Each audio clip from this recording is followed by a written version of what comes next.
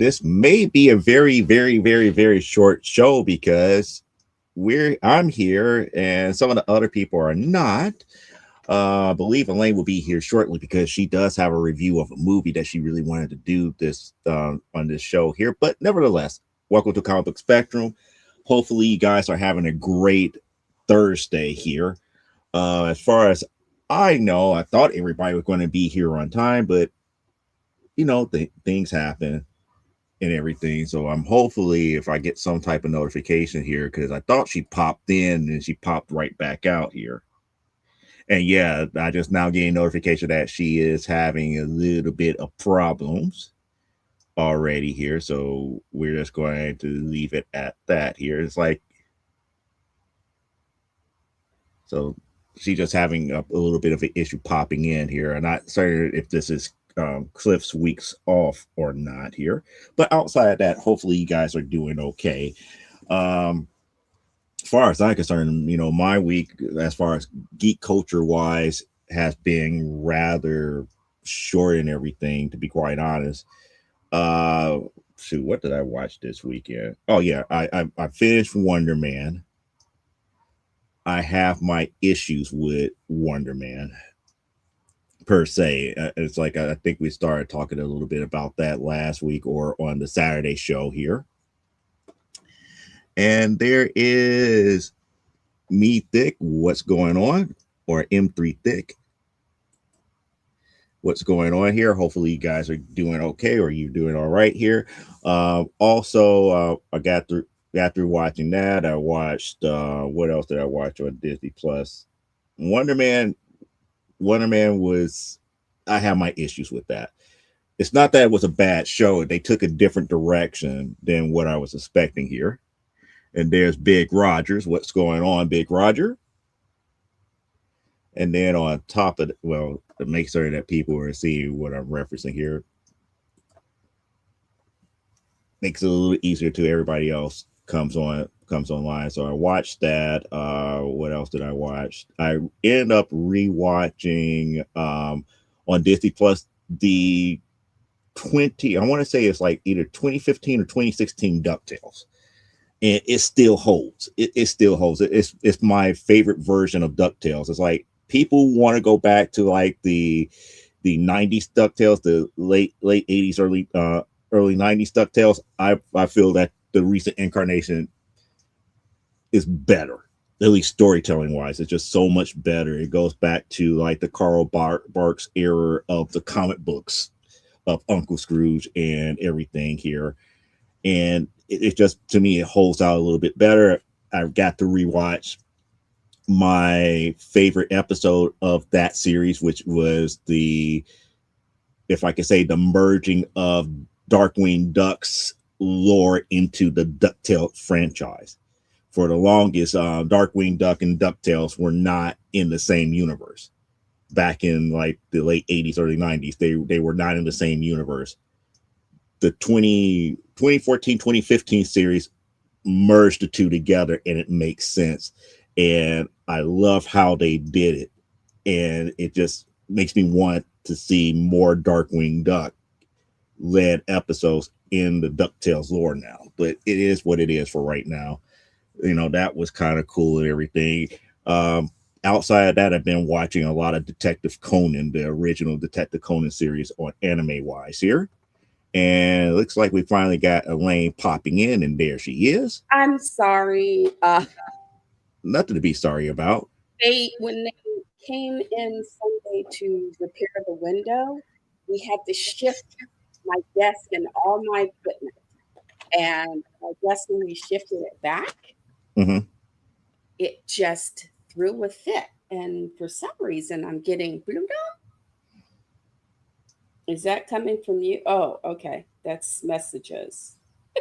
Cliff says he didn't do it. That's what I was laughing about here. So is Cliff with us today, or? I don't know. If he pops in, he pops in, but he doesn't realize he's late. He'd be late. Oh, I'm very late, and I am sorry. But no, hey, it's not. I don't think you're late. I don't really consider you late because I saw that you popped in. I was like, oh well, she might be having problems, so I'm not going to worry about that. So that's why I started on time. It said as everybody comes in, they come in. Okay.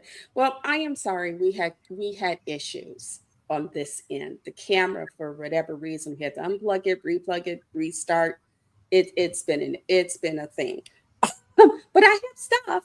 I have stuff. Yeah, So I do not have my I kind of gave people the teaser that you gonna do a movie review tonight.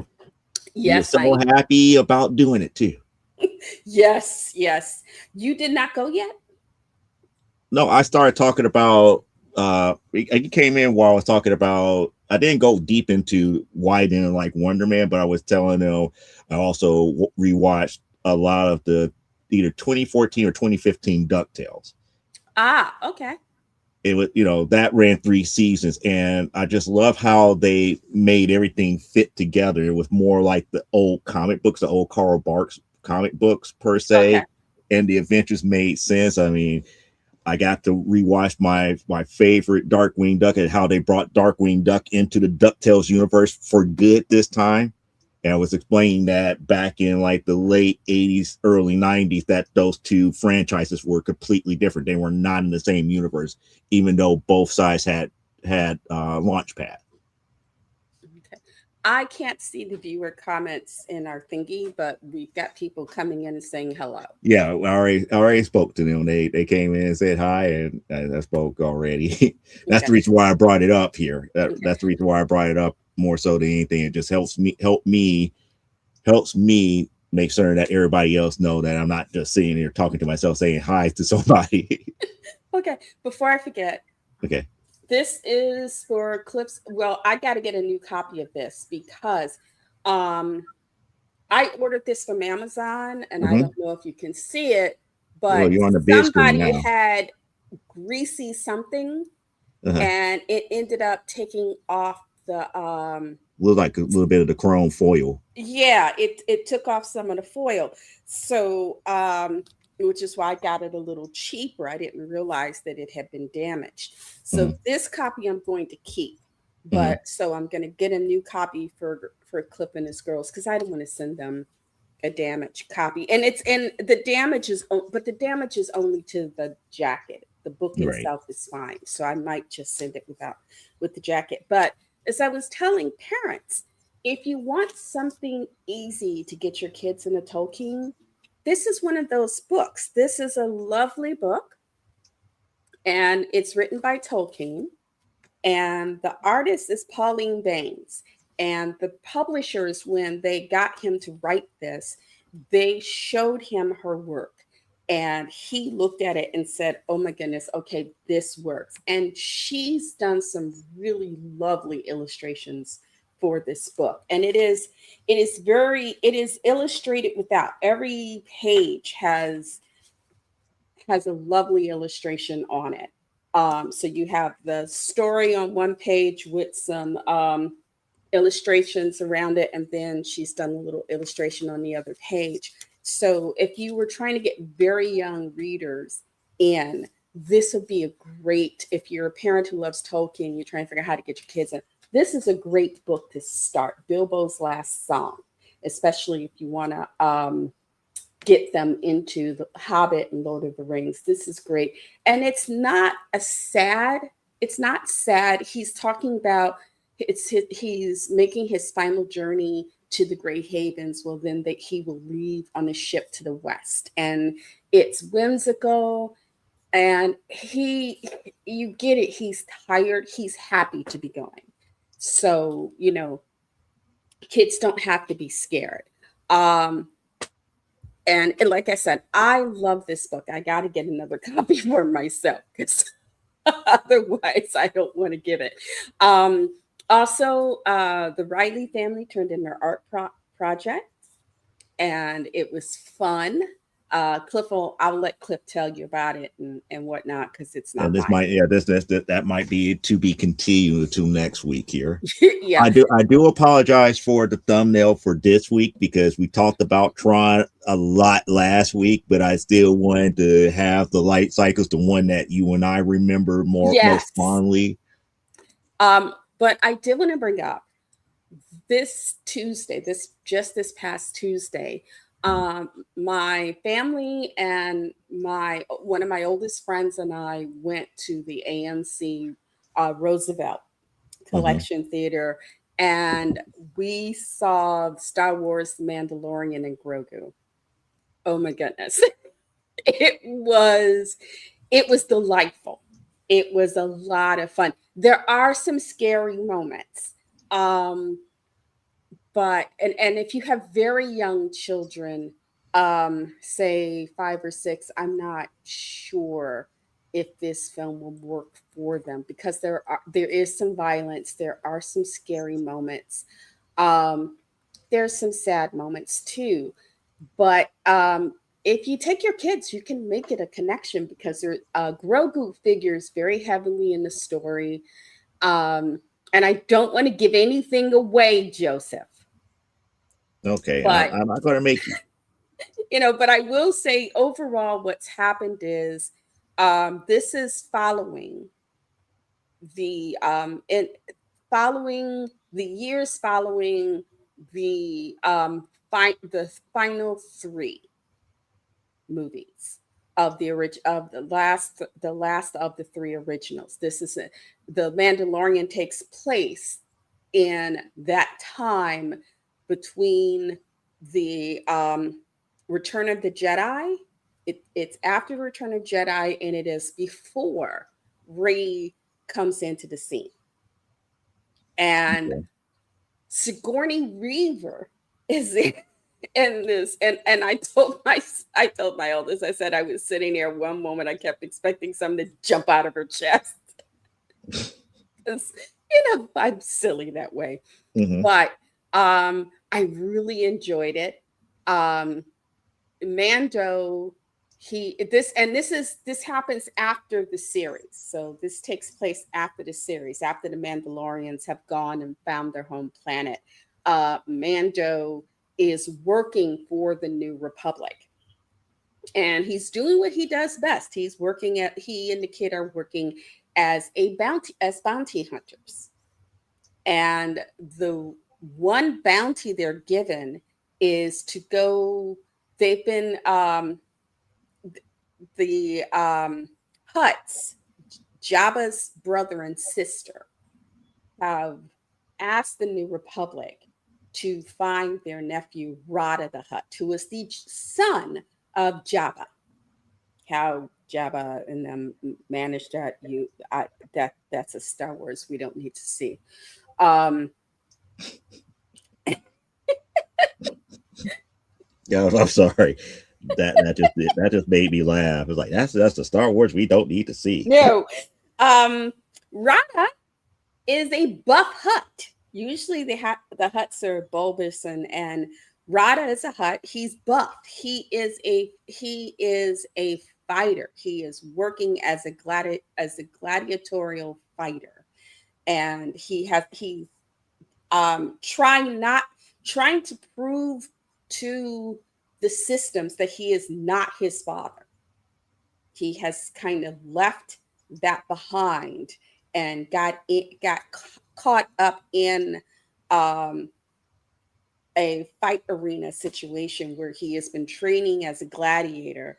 And when Mando finds him, he tells him that, because he's like, we're here to rescue you and get you back to your aunt and uncle. And he's like, my aunt and uncle aren't thinking well of me, and I don't need to be rescued. This is my last fight, and then I'm a free man, and I can go off and do whatever I want. But he has no intention of being part of that underworld. He doesn't want to be underworld. And what his uncle and aunt are giving the New Republic in return for rescuing this boy is, there is a commander.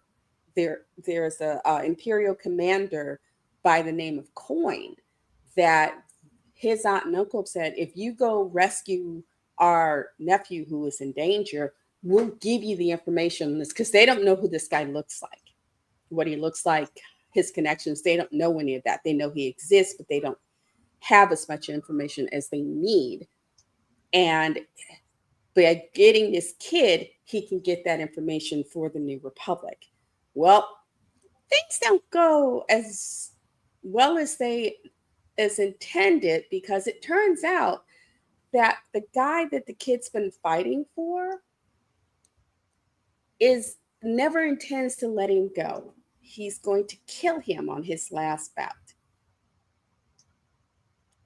And Mando ends up helping him in that fight.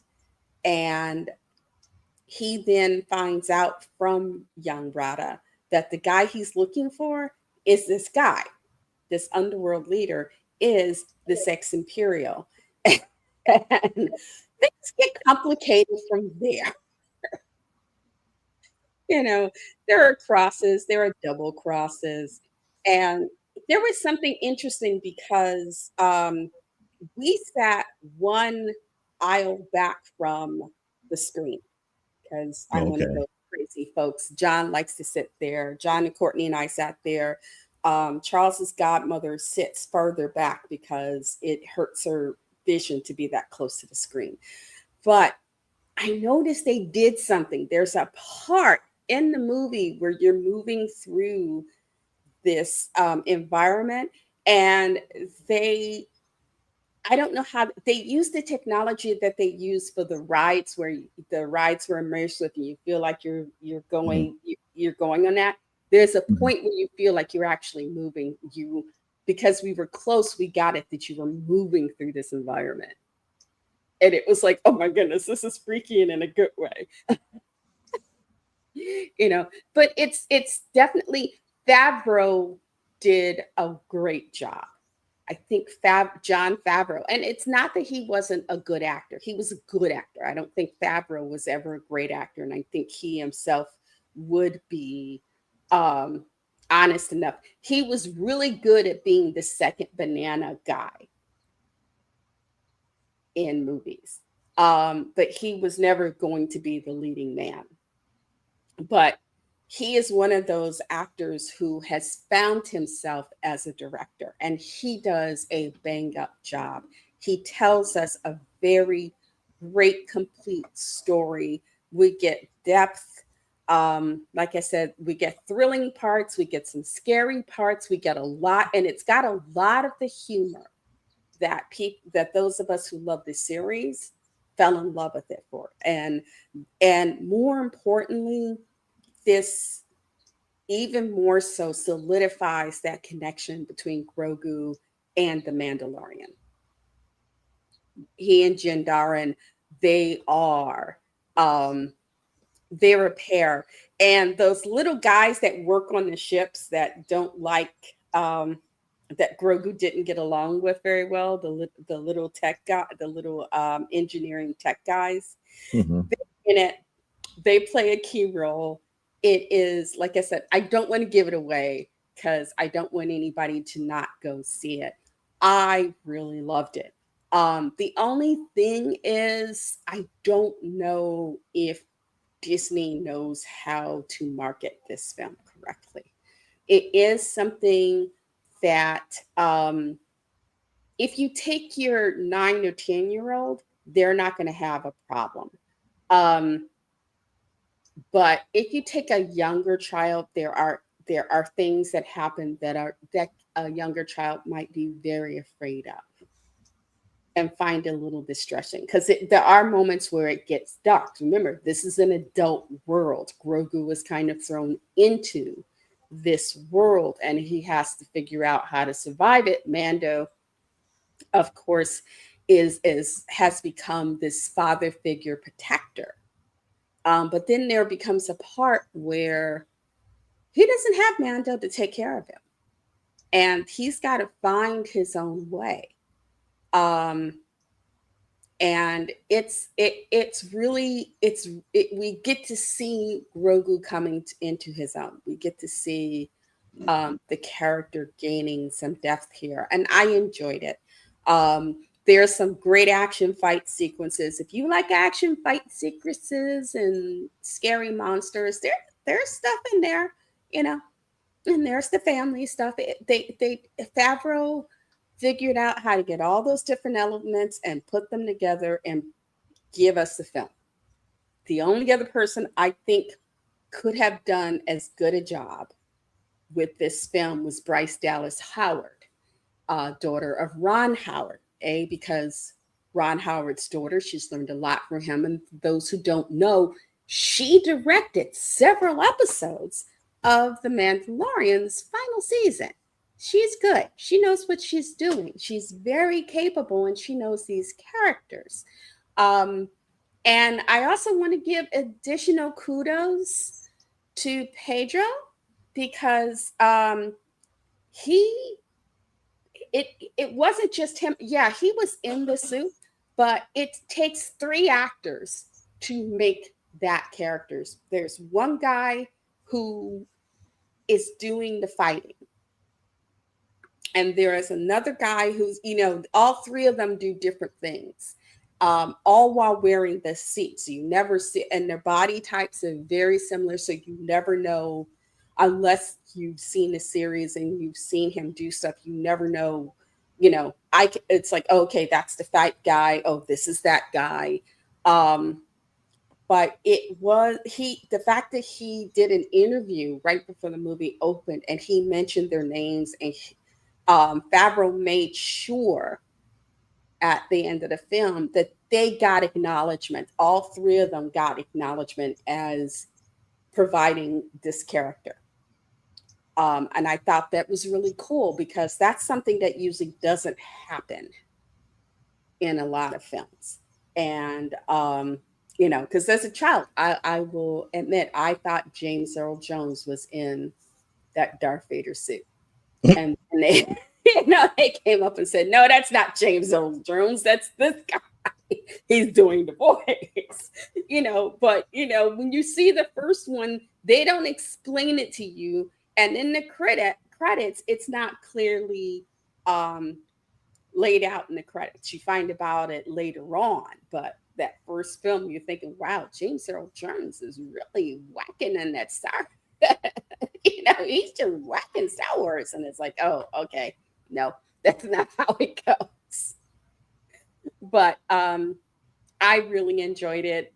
I will say, though, I did feel a little gypped. We ordered our tickets early, and AMC had it advertised that if you bought your tickets early, they would reserve for you these trading cards. Okay. We didn't get the trading cards. The Roosevelt collection must have run out of their cards opening weekend, probably Friday. That's interesting. Yeah, I don't think they got enough cards in regards to the orders, or it could have been, as it has happened in times, staff might have poached the staff may have poached a few things. So I was really sad. But what I did get is, hold on, give me about a minute because I gotta go grab something and fight my youngest. Give me just a second. Be right back. Keep everybody. If we hear screams and everything, we know exactly what's going on. We know what's going on, so that's the main thing here. So we're going to give her a couple of moments.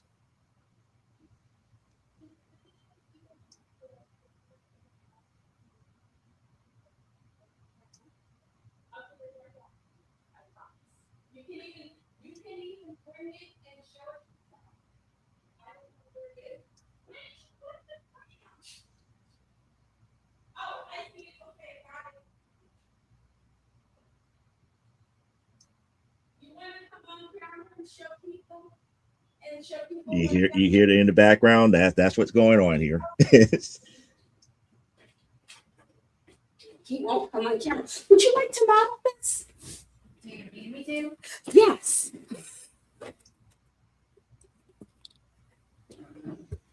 Okay.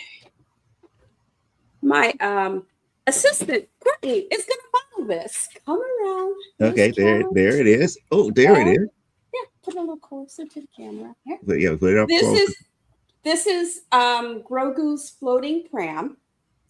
You pay. Luckily, my sister gave us money for this, so it did not break my heart to pay the almost $80 to get this. This is when you get it at the theater, it's full of popcorn. I didn't want the popcorn. John did not want the popcorn. He just wanted this. So that's what we got. Thank you, Shall I go deliver this back to Bud?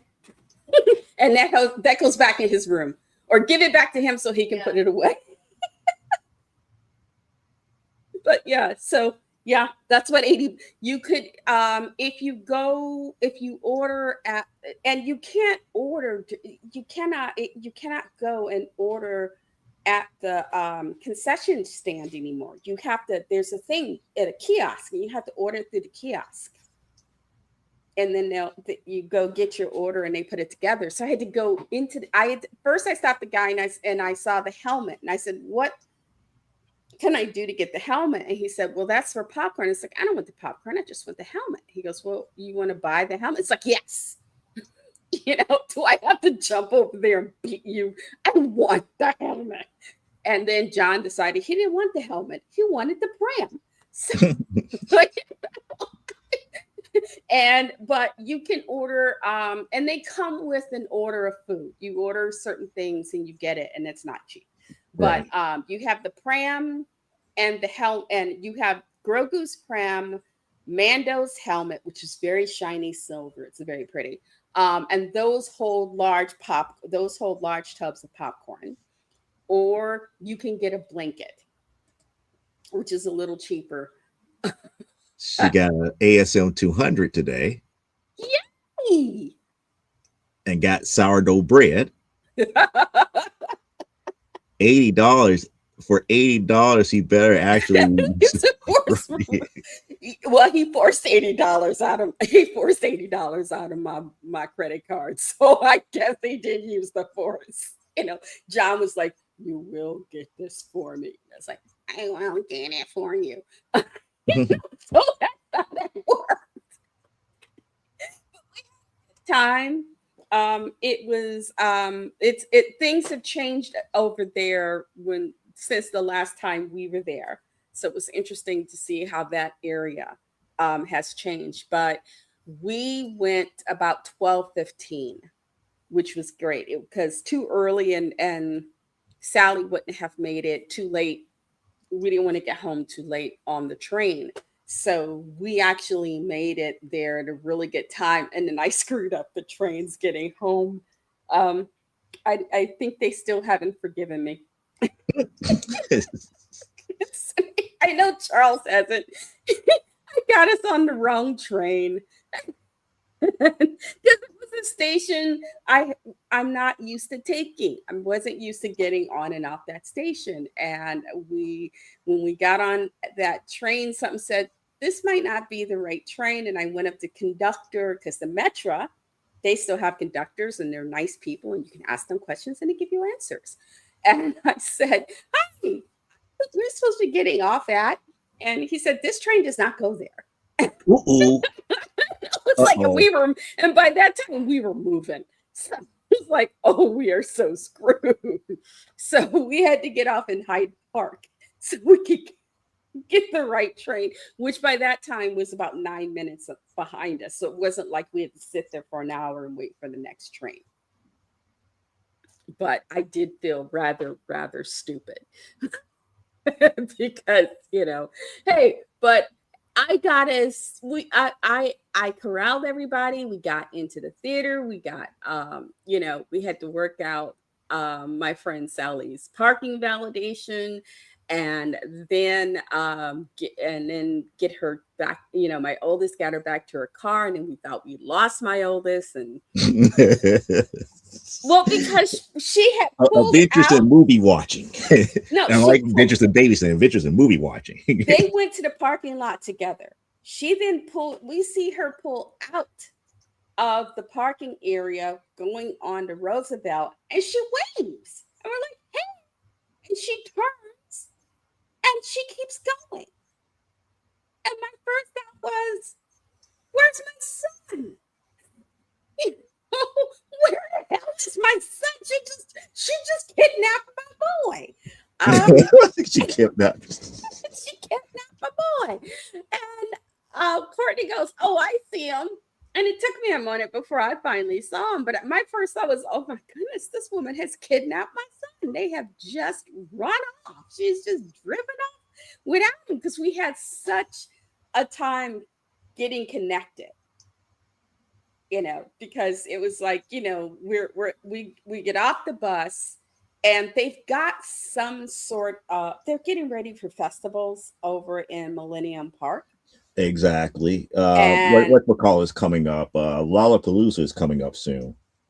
and there are times of the day where they're blocking traffic. Luckily, we got off at, we got off at 11. We got off at 11th and then came out and was coming down. And at that time, and usually Sally is late. This time she was actually a few minutes early. So we did that phone thing where we're walking towards the theater and she's calling, "Where are you at?" And she's trying to What figure out. was that? Boost Mobile with the walkie talkie feature. Where and you at? and Where she's you at? trying, and she wants Where to you pick at? us up. And it's like, "Sweetie, we're a 5-minute walk to the theater. Just meet us at the theater." Because she's like, "Oh, I'm over here," and I'm like, and to get across the street where she's at, there's like, what Roosevelt is like between Mm-hmm. Michigan and State Street. That's That's a playing. death sentence. Yeah, Sometimes that could be a death sentence in the middle of rush hour.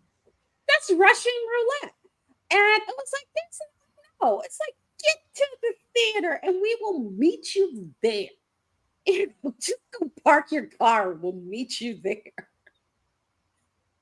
So it was an adventure. And then once we got Sally on her way, we went to Five Guys and got food. And then we Mhm. went down to the train. And I prefer getting on the train at the I really prefer getting on the train at Randolph in Michigan. Um I found out some of the outer um stations, they're not cleaning up. Oh no. And when we get off at our station, Uh-huh. and the platform was fine, but the minute we got in, you have to go through this little area to get down the stairs and come out on the street. And there is a guy sleeping in there.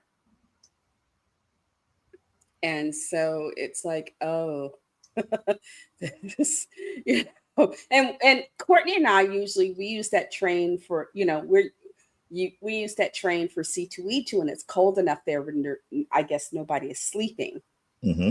in there. But this time this guy was sleeping, and it was like, okay, we're just gonna keep moving.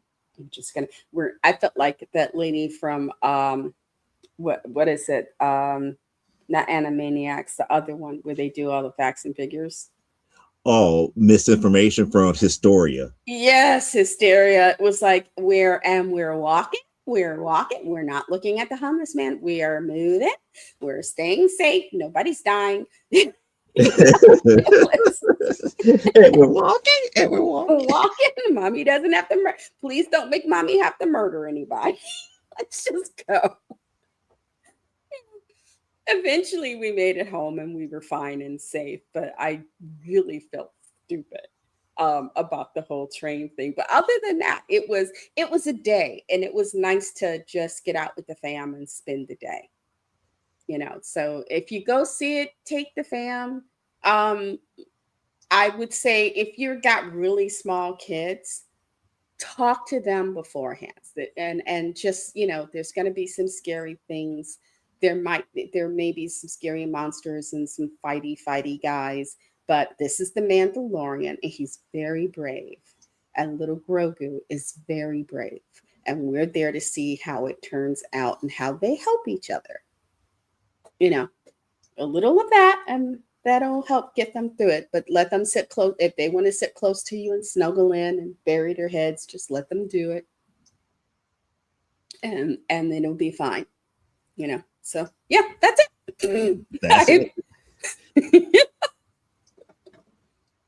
It's like you are going to be working Joe editing for about 20 years to stop. After he stops making books. Yep. Well, luckily, my sister sent quite a lot of the money that covered that day because this was something my youngest really wanted to do. And she never hesitates to make me look stupid. So,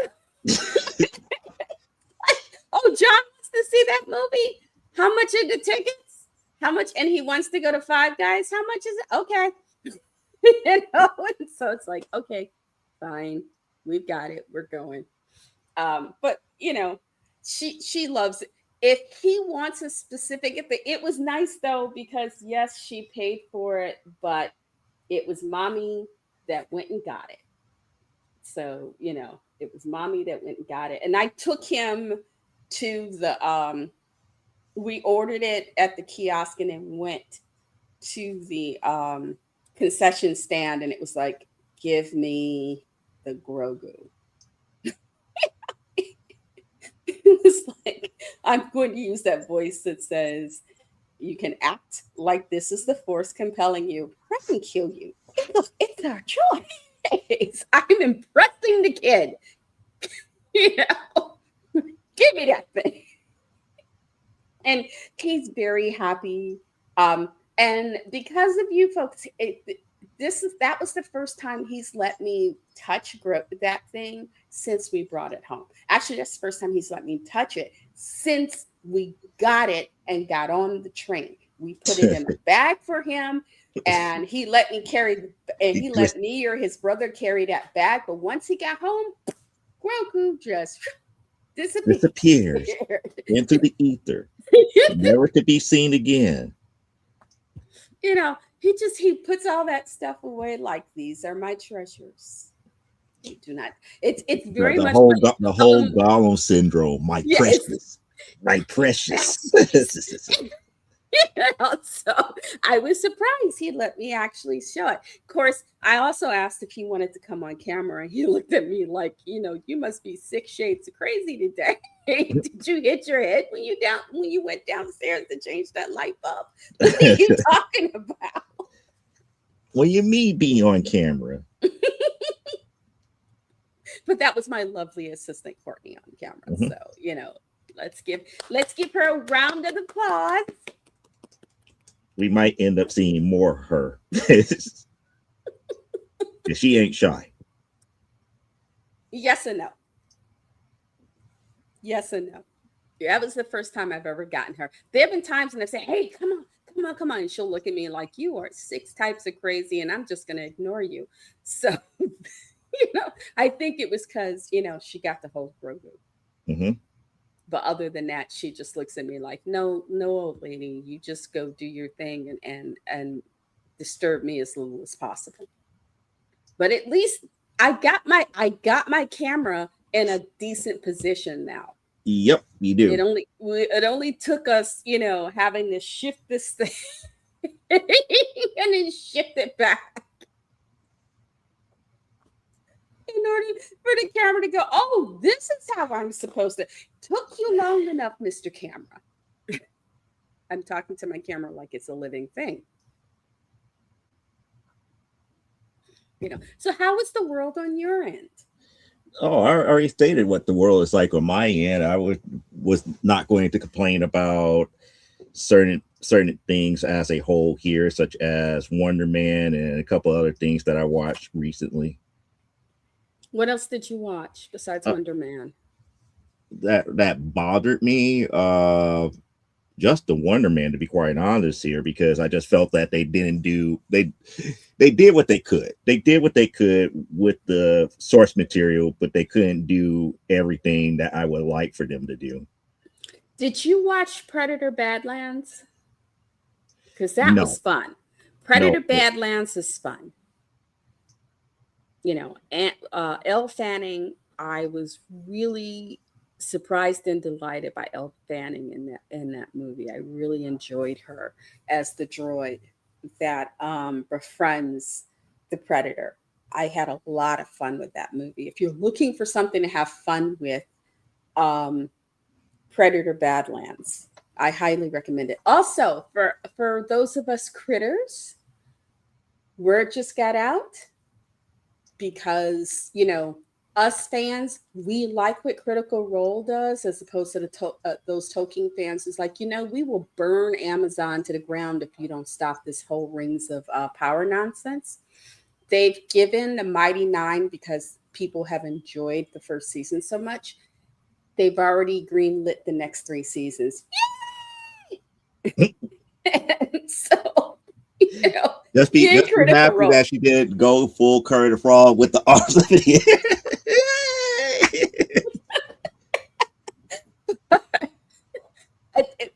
That just got posted this morning, and it was like, oh my goodness, that's so good. They've already been approved for the next 3 seasons. And there are things that I won't mention, that Courtney and I talked about earlier, that we want to see, that have happened in the campaign, because Legend of Vox Machina and the Mighty Nine are animated versions of campaigns 1 and 2 that Critical Role has done. And having watched those together, there are things, especially from the Mighty Nine, that we want to see animated. And we can't bring them up because there are a lot of people, just like with Rings of Power, who were watching that show who aren't familiar with the originating IP. So they don't know the story and whatnot. So to get up and discuss it in this venue would not be good. So I'm not going to do that. Instead, I'm just going to sit here with something on my mind.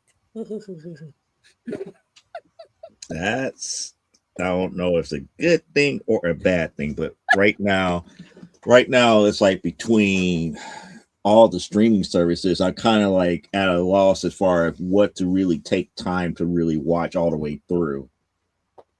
I'm when I can't find something new that I like, but I guess I'm weird, because the streaming services, one of the reasons I use those services, because it's a way of keeping series that I love. So like with Netflix, it's like, okay, I can go back and watch Full Metal Alchemist Brotherhood, Oh, or that remind me. You just remind me. I did watch One Piece on Netflix. live And action or I do have animated. to say this, and if I upset you anime fans out there, I'm going to upset you. But Oh no. the whole Cake Island saga is a bunch of filler at the very end. This stuff should not be taking this long to get to a resolution. I'm sorry. This is it's a bunch of nonsense. It's a bunch of nonsense. It's like I'm up here like I'm going like okay, fine. It's like they find a way about to escape this, that, the other. Then here comes something else happening, which now creates all this extra filler. It's like, okay, we had the big fight. Everything is like heck in a handbasket right now. All these different sides are now trying to either escape or trying to kill another person. And it's like, it's like how we say in the military, a big clusterfuck. It really is. And they kind of resolved it pretty nicely until, now we're about to add this extra layer onto it to extend the saga a little bit longer. And you're going like, why? And then something else happened to extend it. And then something else happened to extend it. It's just like, why is it being extended? Why? Yeah, I was that's the trying to make oldest him. one. Yeah, I Yeah. was trying to make him come on camera. He's just looking at me like, "Look, I got it working for you. Just shut up." No, he's looking at you as like, they ain't my people. Sorry. If it was his Well, people, we'd be like, sure, why not? but hey, I paid him Uh, when we went to Sam's Club this past week. I got this 8-pack of little cheesecakes with strawberries and blueberries on top, as mhm, only Sam's Club bakery folks can make them. mhm. Hey, yummy, yummy, yummy. So he got the last one, you know. and he just finished it. It's like I He guess he was owes gonna.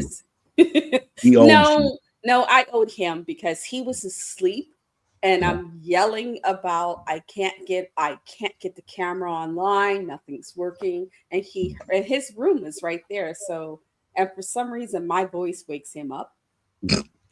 You know, I'm like, Oh no, she's upset. I need to go see what's going on. it's like the stake in Dracula's heart. He's like, okay, and he basically got up and went, okay, what's wrong? So I had to explain to him the problem, what I was trying to do to fix it. And he's like, just move. So And then all of a sudden it's like, okay, now we got it back to working. Everything is hunky dory. he got it. He troubleshot it and got it to working. But I was like, John by himself, and I don't know what and I don't leave him by himself. That's not fair to him. Doing the crazy Kermit the Frog arms. You're going like, we need to get this going. Everything. It's like, did you fix it? Yeah, I fixed it. Basically, so. But it's good to have a tech guy in the house. Trust me, it's not fun to be the tech guy in the house either. I feed him. I know, but I feed him. I gave him. only reason I say it that way is because my 9-to-5 job is doing that. So it's kind of like I don't want to get off of work to do more work, Yes, but that's what covers him being here. Yep, that's true. That's part of the agreement. So, and he got cheesecake. That was supposed to be my cheesecake. He got it. Mm-hmm. It's my thank you. It was well-earned cheesecake. Yes, and it was good cheesecake. And I will not be getting more of it because it'll be at least another couple of months before, his godmother wants to run out to Sam's Club and fill up her gas. And I found out, I did not know this because I don't drive a car. But as we were coming back from Sam's Club, as we come out on Jeffrey in 67th, the gas station, she's like, it's 50 cents less a gallon for gas over on your side of the city. It's like, okay. Because she lives out in Humboldt Park. So she's like, it costs 50 cents less a gallon here. I'm like, okay. She goes, next time I need to fill up and I don't want to go out to Evanston, I'm coming here. I'm like, okay. Where I live. Less taxes. It's like I keep trying to tell people, it's like gasoline, cigarettes, and liquor have at least 4 to 5 type of taxes on it. My mother once a month sends my sister out to Indiana to get her cigarettes. Yep. But that's also kind of, you got to be careful with doing that too.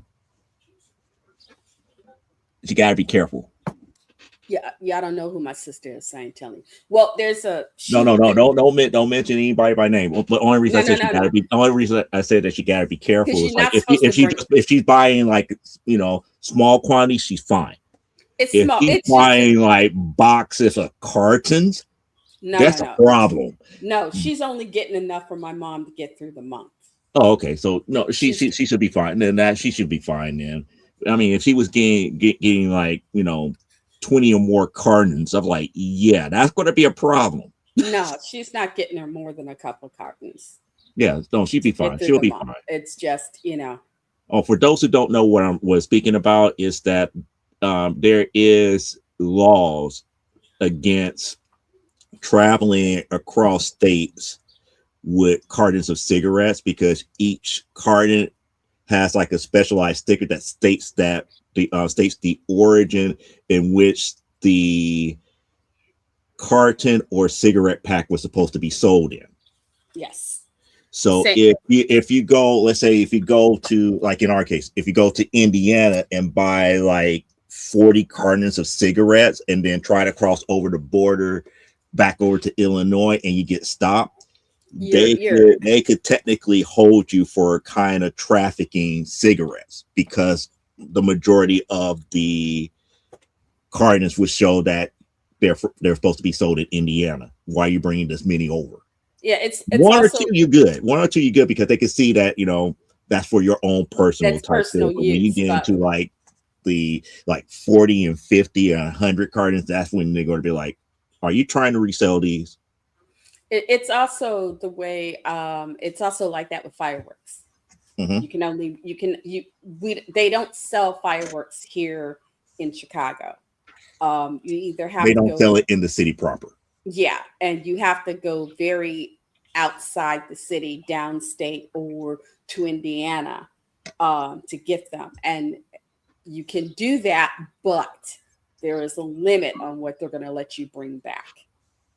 And in certain areas of the city, you can't bring back fireworks whatsoever. You know, certain areas of the city where they seriously look down on that. I just have to say this. One of my former co-workers who lives, he lives like I want to say maybe like 5 to 10 minutes away from where I'm at. Okay. When it comes around 4th of July, they get a special permit for they could do fireworks on their block. Oh, okay. We must So have someone. there's ways around it. That's the reason I bring it up. Is there are ways around that, but you have to know your stuff. Yeah, we have someone, and I think they're not close by. They're like they must be at. They can't be any farther. They're somewhere between Yates and Jeffrey, I think. Hmm. Who they have the big skyrockets. Hmm. They set off the skyrockets at night. I love to watch them. You Yeah, know. 9 times out of 10, they probably going to go and grab the special permit for them to do it because they do it for so much, and they have to specify what you're planning to set off, how much of it you plan to set off, how long the display is going to be, and they cut you a permit, and you do whatever you do. John. Only thing is, John. He likes to see the fireworks, He don't like the but sound of it.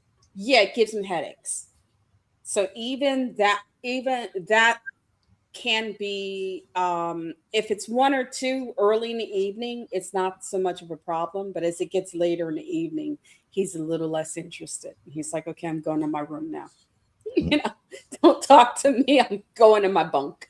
Um, don't just I don't just bother I me. feel more sad for those that suffer from PTSD with certain fireworks because Yeah, when I talk fireworks, it's like, oh yeah, that does sound like this. It's like, yeah. yeah. We had friends and family who had served in Nam, and so it was never.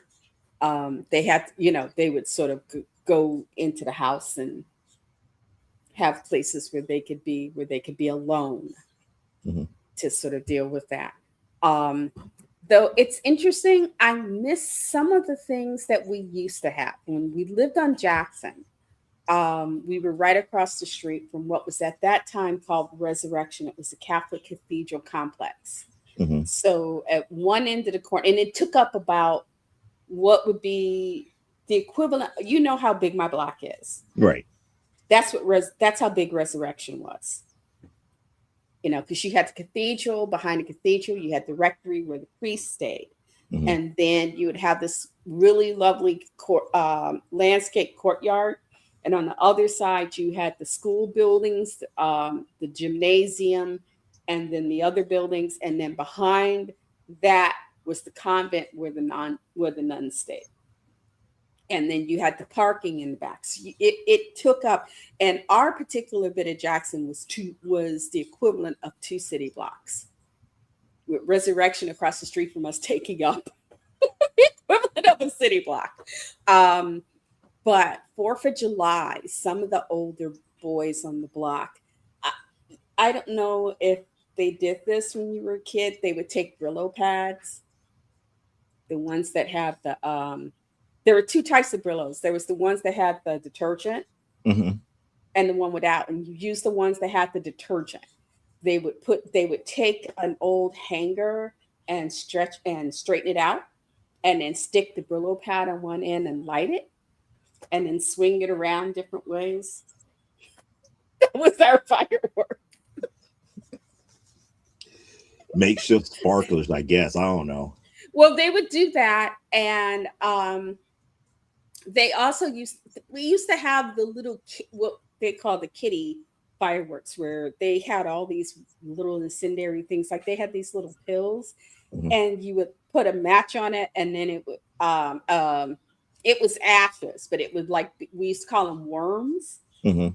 because they would come out in like a worm formation and stuff. So you call them worms. So you had those, the little caps.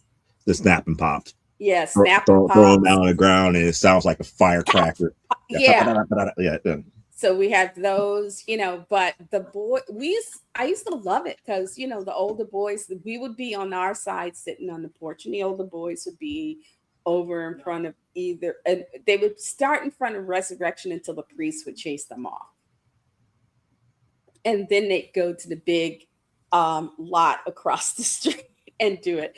But they would, and they would, the really good ones would, be all like Gene Autry. So it's like they were doing the thing, like they were doing a lasso and jumping through it. And, it was fun. And they would try to see who had the best, who had the best skills. It was like it was a show for us kids, but for them, I guess they were having fun because it was a way to check their skills.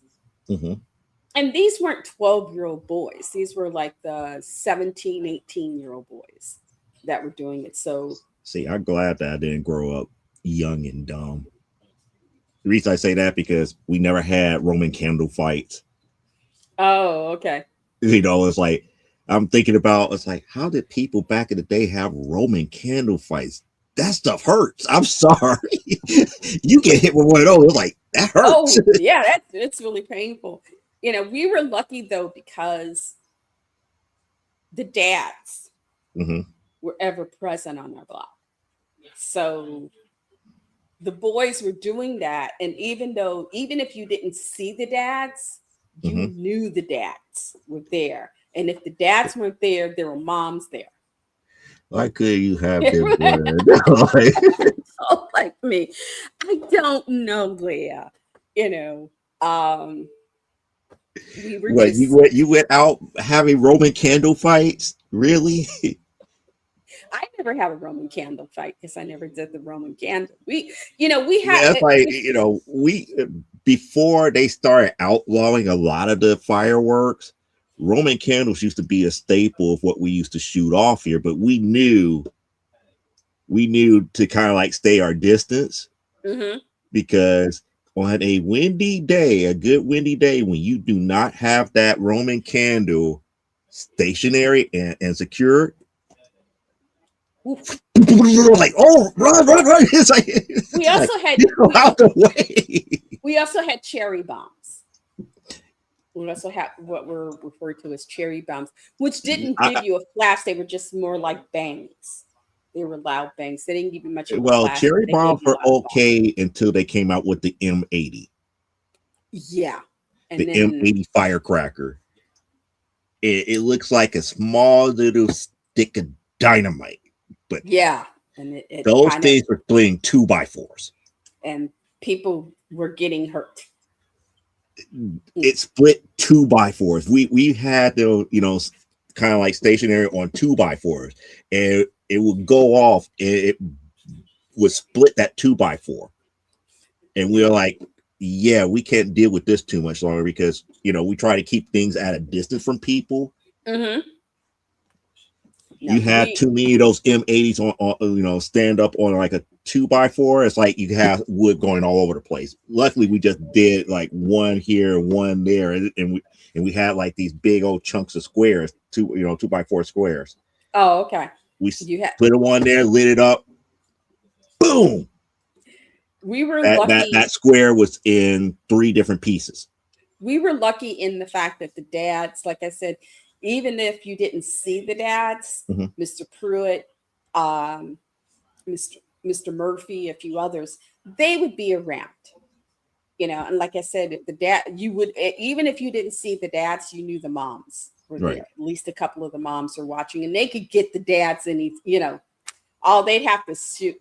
All thing they have to do is give them that look. It's like Johnny's about to set this thing up and about to cause a fire. Okay, I'm out there. It's like it was like telepathy. But because of the dads, it was there is oversight. So there was a level of safety.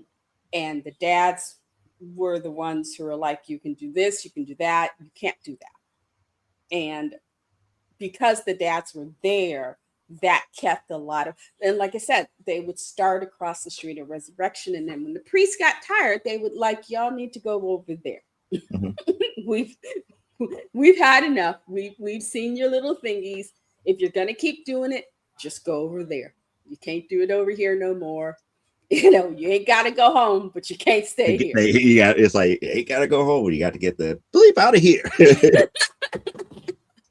And so and like I said, the dads were always sort of there keeping an eye, making sure nobody got out of hand, nothing was too dangerous, and also the moms made sure that those of us young ones kept our distance. Mm-hmm. The boys could do it, but they had to be across the street. So that it and Resurrection was fine because right in front of the cathedral, it was all concrete. Oh, okay. So there was nothing to set on fire. Though somebody did try to burn the cathedral down. I think I was about 8 or so. Somebody set fire to a cathedral. And for years they weren't able to use it. See, you're making me think about fireworks of yesteryear because I'm thinking this about wasn't a fireworks. Somebody I'm just thinking about the fireworks of yesteryear. Like, we had Roman candles. Then I remember there was, you could buy like these little bitty tanks. It was like a firework tank, and what it would do is like when you lit it, it starts out by moving a little bit forward, and then the turret will raise up and start shooting fireworks in the air, like kind of like Roman candles or anything. Or you could buy the ones that would shoot like firecrackers out, and you could hear it popping. Each one that popped, you saw it's kind of like a muzzle flash type deal. So it was like kind of like a spectacle in that way. Then I believe when they started making them very, very cheap, that's when people started getting hurt because they would start exploding on you. We were a mile east of Oak Park, and I think that also kind of set the stage for what could and couldn't be done, because we were a little too close to the suburbs, and they didn't want to, what if they set us all ablaze? So the dads were all, but they're the ones that's doing that though. They're the ones that's really doing that. But they're the ones that's going overboard, if I could say it in that aspect here. But they didn't want us going overboard. Mm-hmm. So when they go overboard, it's like they're the ones that's in the hospital, in the ER, talking about, oh yeah, let me hold an M80 in my hand. Yeah. Boom. Or or little bitty firecrackers. No, we got the dads would give all of us little kids. Well, when I say little kids, I'm thinking those of us who are like 8 or 9 or above. We could hold the sparkler. So we could sit there with our little sparklers and, and they always made sure they got the sparklers where they had several inches, and they were very, very concise about telling us how to hold it. And yes, you can twirl your little sparkler and above you can your head, burn yourself pretty bad with a sparkler too if you weren't careful. So they were like, and they would tell it the first time you were on the block, it would be like, okay, you can have a sparkler, and if you're sitting there, you can do this. You can't do things that other people, they were very strict rules because the parents wanted us to be able to have fun, but they did not want to have to deal with somebody's hospital bills. So it was like, yeah, here are the parameters for what you can do. And so long as you stay within these parameters, it's cool. Move outside those parameters, it's your ass. No, they were like, go in the house. Go in the house. And it's like go in the house. Like, why I gotta go in the house? It's like, do you want to watch it from the window, or do you want to go to your room and be in your room all day? I'm gonna go watch from the window. Yeah, it's like, and in our block, if somebody said you need to go in the house, it's like, oh, okay. Exactly. You knew what go Exactly. in the But you house. still have people that did Roman candle fights. So, and like I said, there were always dads watching the boys, so they knew there was, that there were eyes on them. So they were very specific about what they would and wouldn't do, and couldn't do, because they knew the minute they started getting out of hand, the dads were up, and that was their asses. So I will say there was a level of safety on our block, and it was very middle class. This Mhm. was very middle class Black America, um, sort of like lower middle, upper working, lower middle class. So it was there. There were some sort of like Leave It to Beaver type aspects Well, to the that's neighborhood, understandable. Yeah, that's very understandable in a bigger scheme of things here. But and I just also, I think, I don't know, I reminisce too much here because I was happy that I got to the age where I could do bottle rockets by myself during like the 4th of July holidays and everything. So we would go buy a whole bunch of bottle rockets, but they made certain that we didn't go and buy any the hardcore stuff. They let me do bottle rockets all day long, and I was able to learn how to combine them together and do all these special things with bottle rockets because they was a little bit safe as long as you don't get defective ones. the dads went and bought the stuff that we could use, Mhm. and around our neighborhood, nobody sold anything any more dangerous than a cap gun, as well as the strip of caps that went in it. You ever do a cap gun? They're like little silver guns. You Yeah, put the I strip in remember, your. I remember those. But now you're making me think about the black cat firecrackers that was in like the big roll and Yes. everything, and you can either unwrap them individually or you can keep them wrapped up. And there was like one wick that you could that they wrap all up into. If you lit that, it would just set all off in like a like a rapid fire type deal. Yes. Only time I ever got to see those where they were done like that was the one time my stepfather took me to Chinatown for Chinese New Year Hmm. when I was about 7 or 8. My mom, I That's because think it they're was, expensive. You know those firecrackers individually are cheap, but when you get but and a whole string like that, green, you putting it out gets some money. expensive. Yeah, it gets expensive. That's the reason why. So, and I agree, because people weren't dumb numbs back in the day. Fire burns. Yes. Yeah, we were very much the Frankenstein's monster. Fire bad. This is the parent. The dads and the moms would drum that into you. No, you will not burn the neighborhood down. I won't, You're like, you won't burn the neighborhood down. You won't blow yourself up. whole when I went to stay with my dad in the projects, it was like a whole 180, because with my mom on my mom's side, whether I was at her house or my grandmother's, there is these it wasn't that you couldn't have fun. It was just there is these very strict safety parameters that Mhm. you had to operate in.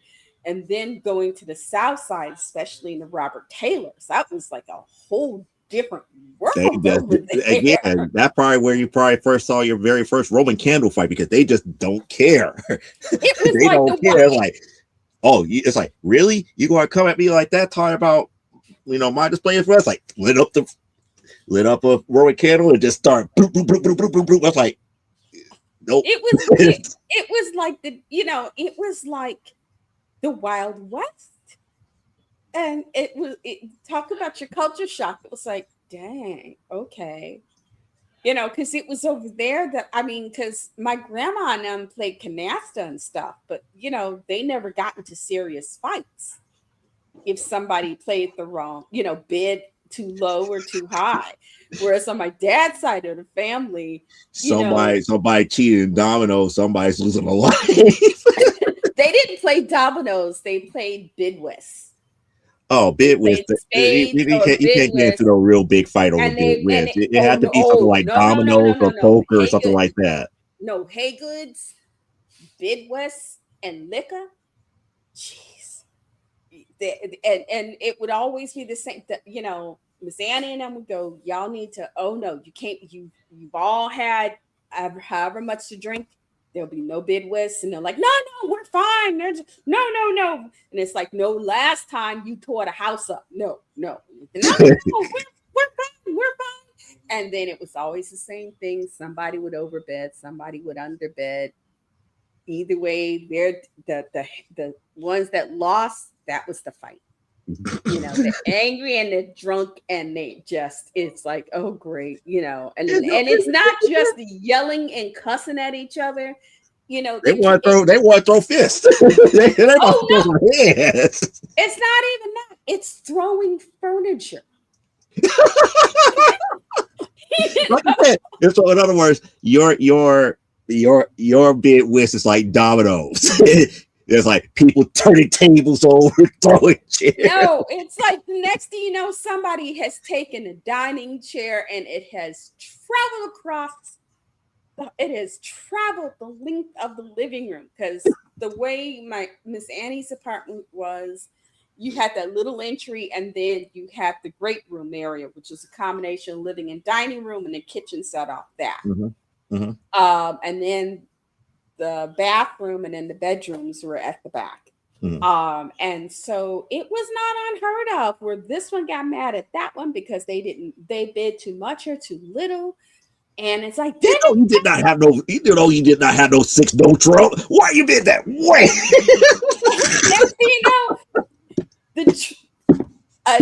A chair has taken flight from one end to the other end, where it has, and to make it worse, they didn't hit the right people, but they always hit the TV set.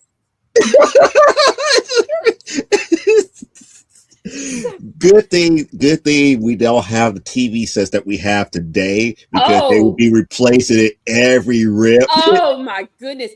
And for those of you who, hold on, my chair just attacked me. For those of you who don't know, back in the day, up until the late 70s, early 80s, you didn't just have a TV set. Only very poor people had just the TV set. You had a console. Mm-hmm. And it was it's like a sideboard.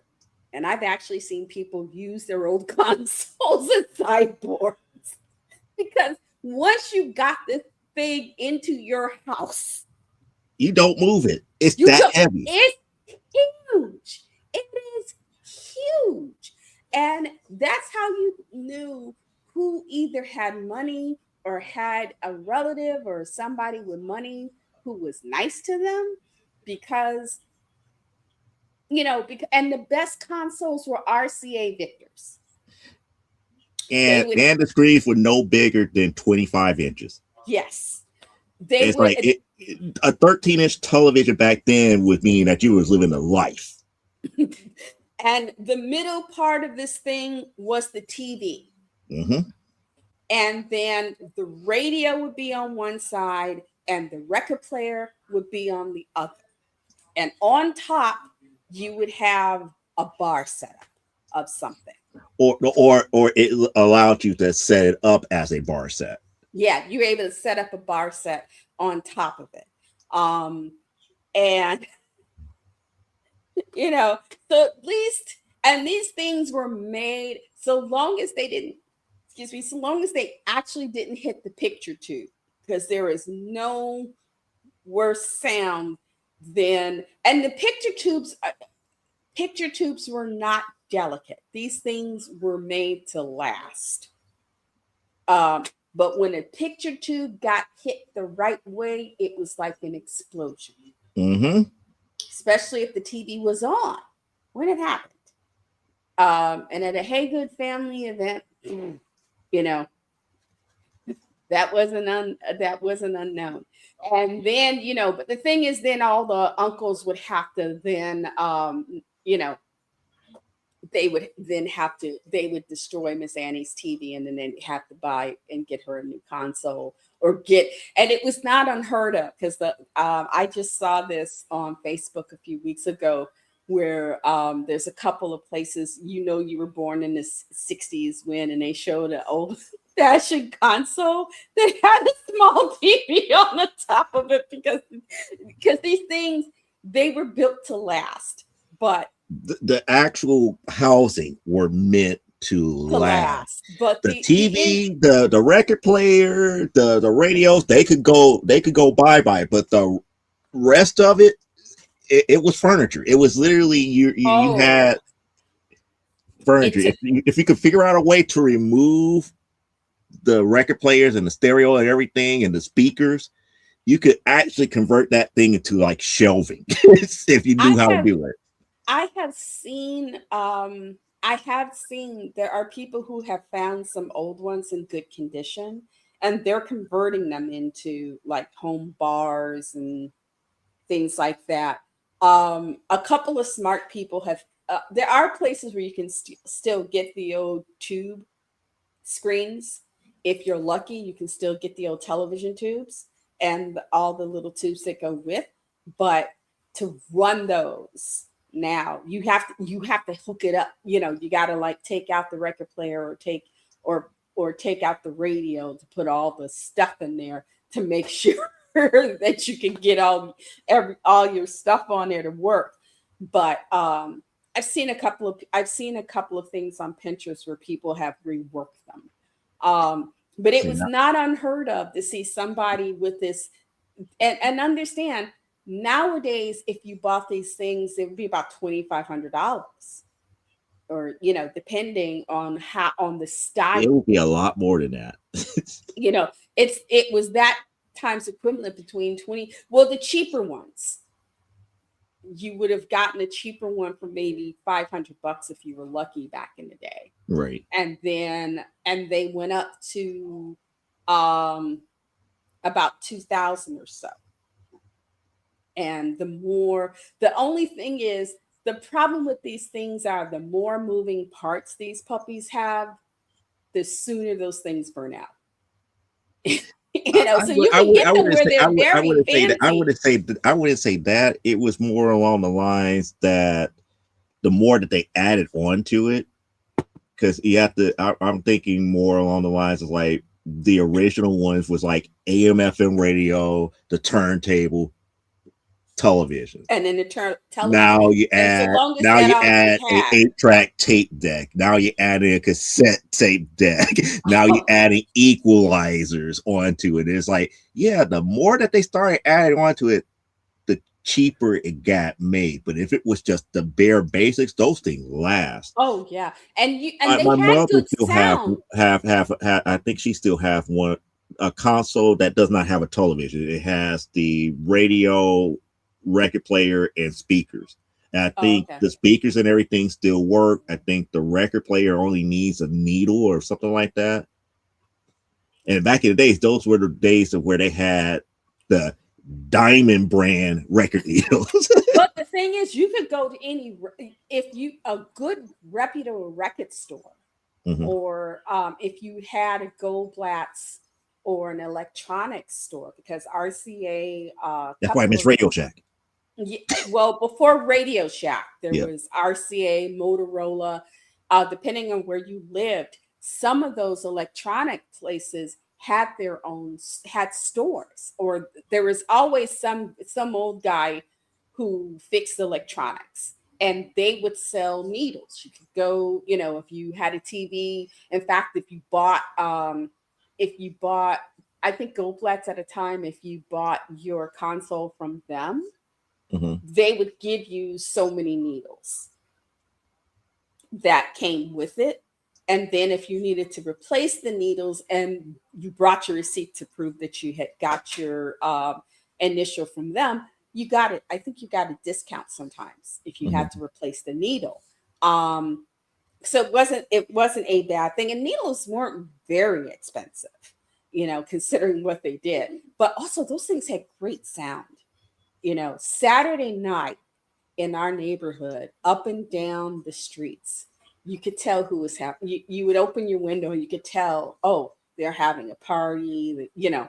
you would hear music coming all up and down the neighborhood because people would be having a party, or especially the adults, they would be having a party or something.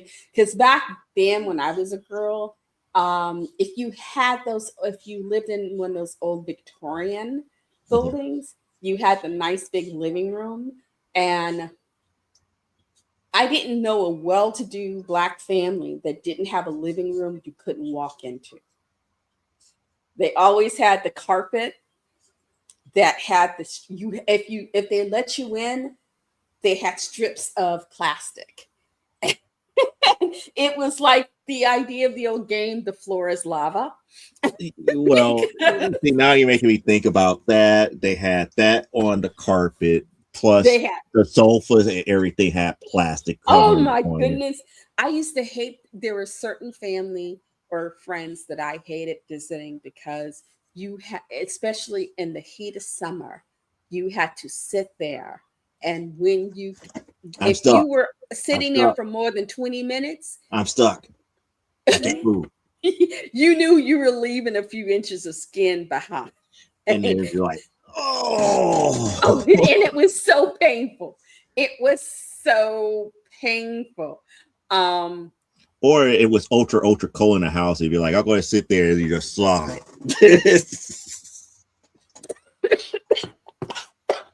I didn't mean to make you choke. I didn't mean to make you laugh and choke that way. he killed me. But I tell y'all, you know who did it? I was because I was thinking, like, I have some of those memories. Like, it's cold up in here. This, that, area. It's like, go sit on the couch. Here. It's like, I was like, why don't you sit it up? It's like, I tried. Naga, Naga, Naugahyde would kill you. Mm-hmm. Because in the winter, that thing he told me, Naugahyde is when you couldn't afford leather, but you wanted the look, you got Naugahyde. Oh my goodness. We had Naugahyde living room set. I hated Naugahyde. To this day, I hate Naugahyde. It is, whenever I hear anybody say, oh, you go and you sit on the leather sofa and it's burning, it's like, that might not have been leather. That might have just been high end Naugahyde because you had various levels of Naugahyde. And the cheap Naugahyde cracked within a year of purchase. The very cheap Naugahyde, no matter how what you did, no matter how careful you were, if your skin came into contact with it, within 1 to 2 years of you owning that Naugahyde, crack. Mm-hmm. There was nothing you could do. People, you could tell who had the cheap Naugahyde because you go in their house and there would be blankets over the sofa and the chairs and a love seat. The only way to cover up the cracks because it always It didn't breathe. It it wasn't like didn't leather breathe. where it couldn't breathe. So you couldn't just be like, okay, let me, get like a humidifier in the room to let it soak up the little moisture to keep it pliable. Naugahyde would be like, nope, and don't let it get cold. And the high end stuff or the low end, you always had, if it was good quality, you had to polish it. Mm-hmm. It, if you think wood furniture could be a bear to take care of, try to take care of high end Naugahyde.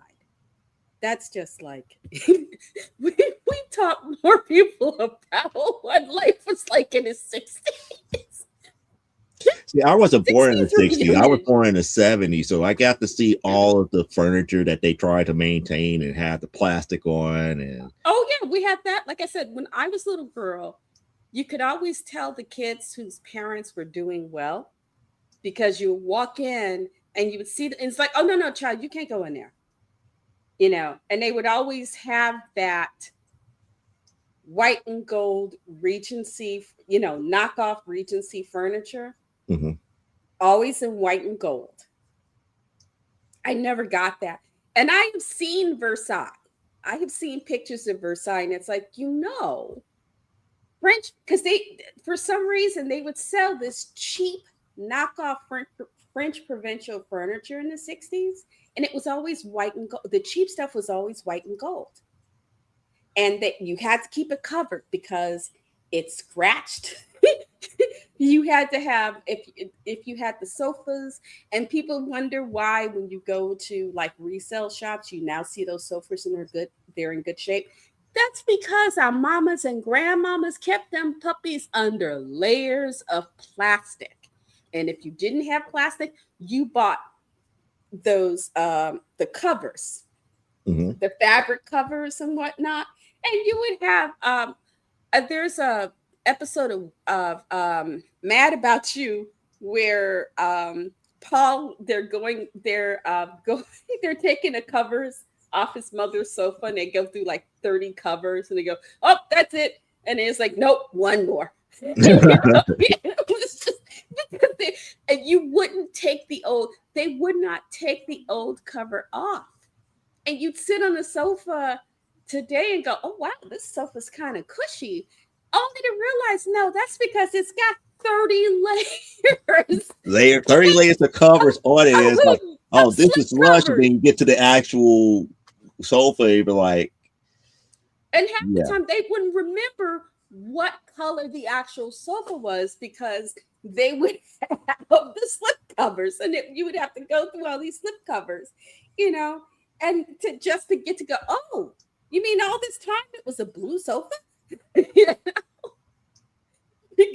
they would have to, oh my goodness, life was interesting. Life was interesting back then. We That's didn't like, know how much because we were kids. We just thought life was insane, mhm. but it was, and as a kid in the 60s, especially in upper working, lower middle class Black neighborhoods, there was a lot of places like I said, you would come in and you would see this like knockoff French provincial furniture. And they always had either the white shag carpet or these ugly green carpets with the leather strips. Oh, so you never had to deal with the orange. No, I didn't know anybody with the orange carpets. I knew people that had orange. I didn't know too many people with white, but I know the green and I know the orange. In the projects, you would always get that one idiot who had to get a white shag rug, and then cover it with plastic because you couldn't walk on it. And even with the plastic, oh, no, you got to walk around. It's like, but it's a rug. No, you got to, that's my shag rug. You can't walk on my shag rug. It's like, oh my goodness. Rugs are meant to be walked on. That's why they're on the floor. They're meant to be walked on. They're supposed to keep the floor cleaner. Mm-hmm. When you have to protect the thing that is supposed to protect your floor, you've entered a special level of psychosis. Mm-hmm. And I grew up, you would see people, it'd be so funny. Some of the furniture, people get that first apartment furniture. And I have relatives who, everything would be black and chrome or black and gold, or the coffee table and the end tables were all glass. Oh God, don't get me into that one. It was all glass and go, oh my goodness. I was like, does that flashback to my grandparents? It would be like, and it's like, you can't walk over there. It's like, but I can't get to no, you're not supposed to sit there. Well, where am I supposed to see that place on the floor over there? That little place? That's where you can sit. That little bare place on the floor, that's where you can sit. And it's like, especially when you can't, it's like, well, can I go into the bedroom and watch television? No. Everybody's going to be out here. There's nowhere for us to sit and play. There's nowhere for us to do anything. At least in the bedroom, we could watch television. Well, when I was a little child, and we're talking Southern Black folks, people who've come up from the Deep South, the thing that they would yell at us all the time was, children are meant to be seen and not heard. So you were supposed to sit there And you would go, hey, can we cartoon whatever? It's like, no, but it's no, but no. It is sitting there, and half the time, if they put on something you want to see, the adults are all talking. Mm-hmm. They're sitting there smoking, drinking, talking, and you can't hear what you Rudolph's on. Okay, you can watch Rudolph in here, and then they're sitting, talking, drinking, and you realize if it was the other way around, and it was something they wanted to see, and we were sitting up there making the noise, there would be bruises. Because See, that's the reason wherever I went to like visit like grandparents on my father's side, I'll be like one of the first ones to be like, I'm going to go outside. When everybody got around, it's like, oh, we're about to talk at this, that, or the other, because they truly believe in that. It's like, I'm going outside to play. I don't want to be around this. I want to be outside. Let's go outside and play. Because if you don't go outside and play, it's like, yeah, you are very limited in what you can do. Luckily, with my maternal grandmother, with my uncles Ricky and Mario, I was usually going, "Oh, go play with the boys." It's like, okay, because it's like I can sit and read comic books, or I could, we could build things. My mom used to drive me crazy because they're like, "What do you want for Christmas?" Lincoln Logs. That's not a girl thing, but and it would be like, I would be that defiant child. I'll be like, prove it. Prove it. Prove it. It's like it's a building toy. Let her build houses. It's like we decorate houses. Why can't we build them? Why can't we build them and then we decorate it and make the furniture and all the other stuff? You could do all that stuff with Lincoln Logs. Well, you could do all that stuff with erector sets. Here's the thing. Parents would, the old joke, I'll give you 5 reasons why that's not allowed. 1, 2, 3, 4, 5. It'd be like, I know that one very well too. It's like, fine. For the longest time, I wanted a race car set. I wanted a race car. See, that's probably one of the reasons why I would probably be. I probably would be one of the best fathers to tomboys. You want a race set? Okay, let's go. And I'll be like, let's play. I wanted a race car set. I wanted Lincoln Logs. I loved. Yeah, my Aunt Julia had her Barbies, and Barbies were cool. But Lincoln Logs, you could build stuff. You could build stuff and put it together. You could build your own Barbie dream house instead of having your dad or your mom buy you one. That's what they failed to see. That's what they failed to see. I would have been like, go ahead. It's like, knock yourself out. I quit asking because I overheard a relative pull my mother aside and say, maybe you should have somebody look at her. She's a little too into stuff that girls should be interested in. And it was like, okay, I get it. Shut up and leave it alone. Or, because they would tell you, older kids would tell you horror stories. If you didn't, especially for girls, if you didn't fit the norm, they would send you places. And oftentimes they were places you couldn't get out of. Even when you became an Madam Frou School for the girls. You will learn how to be a proper lady. But I am a proper lady. No. No, we had the Audi home.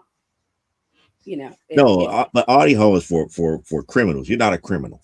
No. Teenagers back in the 60s, if you were a difficult child, too inquisitive, too off the nod, you could get threatened with being sent to the Audi home or worse.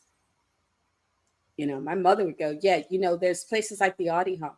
I can put you in the Audi home and you'll never get out. And even if somebody knows where I've put you, they won't care. So for us, that was our boogeyman, And then, of course, her Kent came up with the Jim Shoe Creeper and the Wahoo Man. Which I loved. I loved her Kent as a kid. Saturday night radio talking about the gym shoe creeper and the Wahoo Man. I'm so happy that I grew up watching a lot of game shows, and I still like watching a lot of classic game shows. So I come across game shows like The Parent Game, and I hear some of the quote unquote psychological profiles that they have for kids back in the 60s. I'm up there like, y'all making them crazy. Y'all making them crazy. Well, also I have come to understand that my uncles and I were probably neurodivergent as children, but they didn't test children in the 60s for neurodivergency. In fact, they didn't even have the term neurodivergency See, back didn't then, didn't no. exist. You were either you were a decent child or you were a problem child. And a lot of times, those that were deemed problem childs were not real problem childs. It was just more along the lines, your interest does not align with social standards at this point. And or you learn differently than other children. Mhm. And just like they very rarely tested boys, they never tested girls. It's just so amazing watching shows back then dealing with psychology, especially child psychology. It was like, oh, it's like a 6-year-old girl should not be playing with GI Joes. It's like, why not? They're considered dolls anyway. They're Oh, but dolls for boys. go They're to a collect dolls. That's just no different than having a Ken doll going to war. but What's the problem? and they Now you're projecting, and that's the one thing that back then they never understood how much stuff was projected onto people. also, if you try to explain to some of these guys, even today, Mhm. that those things were just dressed up Ken dolls. Mhm. They were just Ken dolls. And they were dolls for boys. No, they were. I have had arguments and I've just finally got up and said, you know what, for the sake of my peace, I'm gonna leave you your insanity. Because I have lost count of how many times I've had guys go, they're action figures. It's like, yeah, Barbie's an action figure. You put her on the stand and go, you get a shimmy dress. That's an action figure.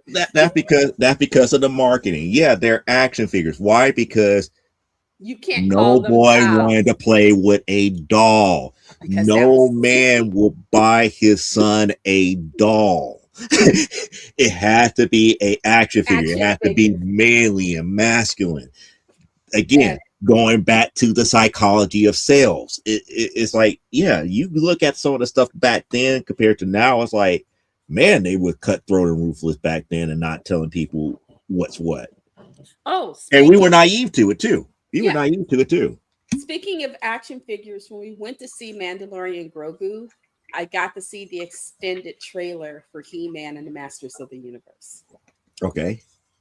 Um, I'm kind of part of me is like, well, that might be something to watch, but I think I might wait until it comes to a streaming service because it was something. Because I asked my oldest about it. It's like, because they had several different trailers, and the one that my youngest, other than what we went to see, had an interest in that Mhm. I also kind of want to see is Mhm. Minions versus Monsters. Because Minions, the little What? yellow guy Oh, from okay. No, I was thinking it's like, did I see a trailer for that? yeah, there's a whole trailer. They've I was like, become I remember seeing a trailer for something like that. I was like, that might be a sleeper hit. they call up, they become actors and they decide they want to make their own movie and they decide they want to make a monster movie and they get hold of the Necronomicon and call up Cthulhu. And they were best at Cthulhu off in some of those scenes. And Cthulhu convinces them for the sake of their movie to call up real monsters because the Yeah. Cthulhu they call up it's kind of like whoever you are, you get the devil according to who you are. So when they get Cthulhu, he's like one of those little green. He doesn't have three eyes, but he's like the little green alien toy out of Toy Story. Mm-hmm. He's just a little squeaky toy in the response. Eileen, on the other hand, woo, she looked like a nightmare. And I thought, now it's one I want to see. I don't know if Charles was definitely well, it looked interesting, but I don't know if I want to take the trouble of actually having to get up and go to a theater and watch it. Yeah, and go watch it. John was kind of like, and he loves the Minions, but he was, but at the time his mind was set Grogu. mm-hmm. He was waiting for Grogu. I don't know, Courtney. Minions versus Monsters. Let's be real. They were like, "There's D&D fans out there. We need their attention. Monsters, we got this. We're gonna D&D this shit right now." So yes. Oh yeah. So it might be something where she and I are the only ones who go see it. That might be, like I said, another one for streaming. But I look forward to it. For some reason, I don't remember the third Despicable Me. The third one is he's married. He's got the little girls. He's also married that woman. Right. Isn't she have a baby? Yes. They have a baby. It's a very much a family affair type of thing. Well, I think he solidifies himself as being a part of that good overall agency that she was a part of. And it was, I thought the second one was dealing with his brother, that he turned good to stop his brother. And I forget, there is and the third one, I remember something about a baby. I remember that he had another child coming, but I don't remember what was the overall threat. There is a threat, and I can't right at the top of my head tell you what it is, which tells you how much attention I was paying. But yeah, we are nuts for the Minions. We are nuts for the Minions because the Minions are psychotic, good fun. And that's something. However, I have to watch the movie before I tell you to take your kids to see Minions versus Monsters, because depending on how they call up Cthulhu, you might need to have a talk with the children about, we don't call up satanic beings, right? When mommy and daddy. Exactly. That's the type of thing. But I think about the first Minions movie. It's like, you know what? We never truly found out whatever happened to Scarlet. It's like, yeah, she got caught, but she ain't dead. Herb ain't dead. They not dead, and they haven't came back as of yet. But yeah, this one looks like it doesn't appear that Crew and the gang are in it. It's just the Minions. It's like this. Right. The Minions got their own thing. I know the Minions had their TV show on Nickelodeon for quite some time too. So they are a standalone entity. Yeah, they've become their own. That's the reason why I'm up here like, what happened to Scarlet and Herb? The people who they up here is like, oh, we're going to serve you. And every rep, she tried her best to try to do something bad to kill, and they just couldn't. But this one is, like I said, they decide they want to make a movie, and they think it'll be best if they make a horror film. And it's like, and what scarier monster out there can you pull up than Cthulhu? And they have a whole, they have the whole ceremony and everything, and then it's just this little guy, and he's shorter than the Minions. And he's up there trying to tell us, like, yeah, maybe you want to do this. He's like, oh, I know some scary monsters. I'll call up a whole bunch of scary monsters for your movie. It's like, yeah, look. He don't know what he's getting himself into. No. It's like, it's Cthulhu, baby. I know, but even Cthulhu don't know what he's getting himself into with the Minions. And I'm going based on what they said in the first Minions movie. But they like to serve the biggest bad there is, but mishap somehow happens to him, except for Drew. Gru was the only one that survived the meeting so far. Everybody else, man. So yeah, I am kind of looking forward to it. Um, I'm I'm thinking I might have to just get up on an afternoon, an early matinee or an early afternoon matinee like we did with this one. And if anything else, maybe Courtney now I can go and split popcorn and get a couple of sodas and yell at children. You in Frighten the movie parents. theater talking about Auntie Moo can't hear the movie. Be quiet. It's like, I will slap your mama.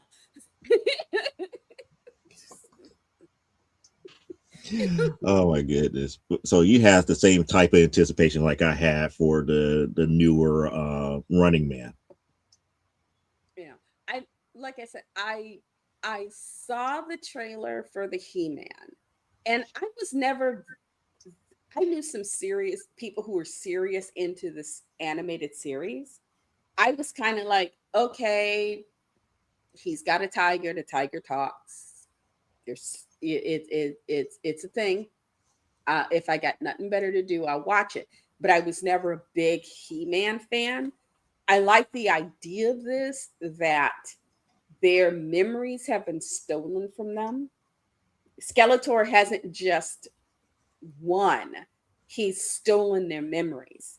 And Adam has been sent to Earth and doesn't know who he is. And then he learns who he is, and he has to go back and then remind everybody. He's got to get their memories back so that they remember who they are, so that they can take on Skeletor.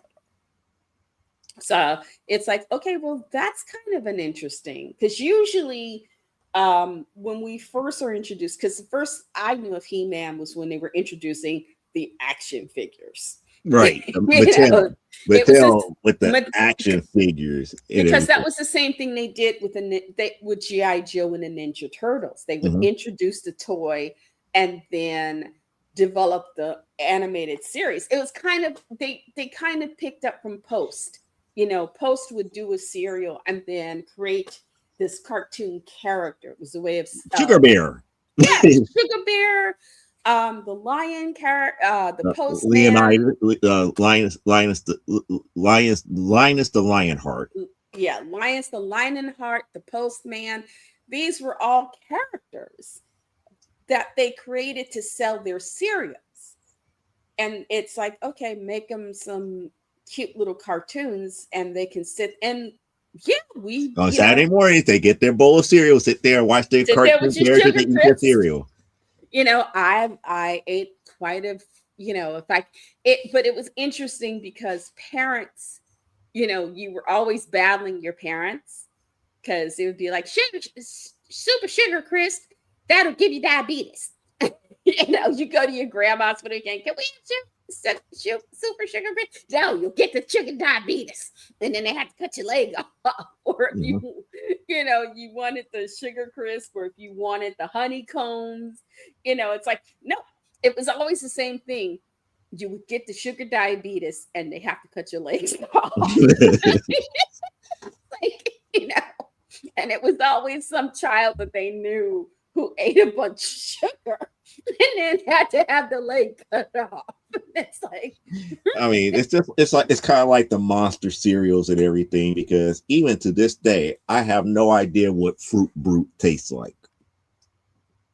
I considered it a blessing if I got to get Raisin Bran. Oh, we always ate Raisin Bran. We ate Raisin Bran, Raisin Bran, corn flakes. We never had Frosted Flakes unless you went somewhere else, or you was like at a hotel or at some type of breakfast function. That's when you could get Frosted Flakes. We would get it. It was depending on what relative's house you were at. My stepfather's aunt, Mama Leona, would sometimes have Frosted Flakes.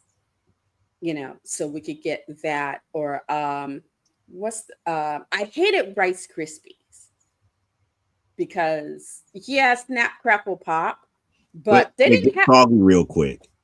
They get soggy real quick.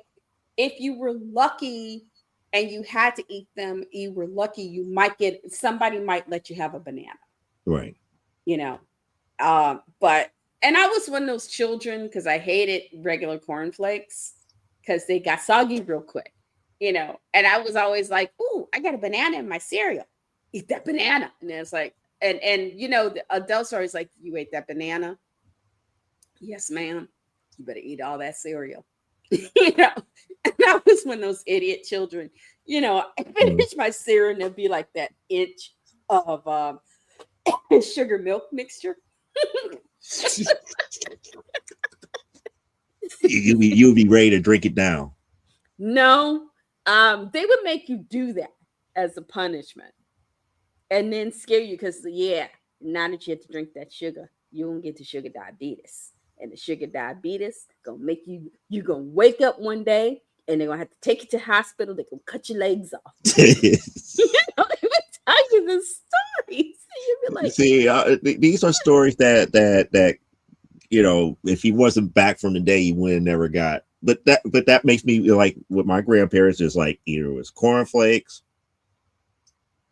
bran flakes, oh, oh, the or worst. one of my favorites as a kid. But people looked at me strange. They used to get bran checks, so I eat bran checks. I ate corn checks. I didn't care for too much for corn checks. I didn't care too much for rice checks. Wheat checks I like.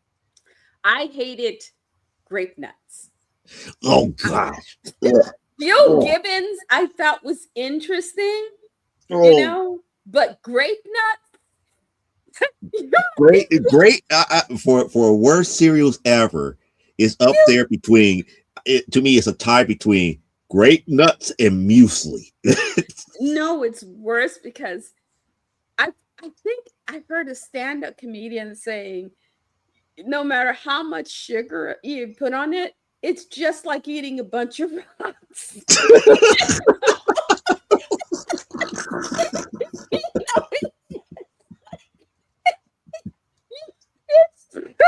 Most grape nuts, the cereal that has no flavor, it just rocks.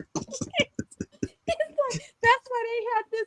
That's why they had this guy because he was a naturalist, and he probably, you know, I would say my uncles and I every once in a while when we got stuck with that, we know what it is, don't we? He knows some place with this stuff. It's like a type of dirt, and he knows where to find this dirt. And he's so post about it, and they dig this dirt up and they clean it, so it's just the rocks. There's nothing you can add to grape nuts that make it tasty. I don't care. Bananas. I mean, no about a fruit, no about a sugar. You could not put anything in grape nuts to make it taste good. It was just milk. And the thing is milk didn't make it soggy. it sometimes it made it harder. Sometimes it made it harder. It was like eating igneous rock.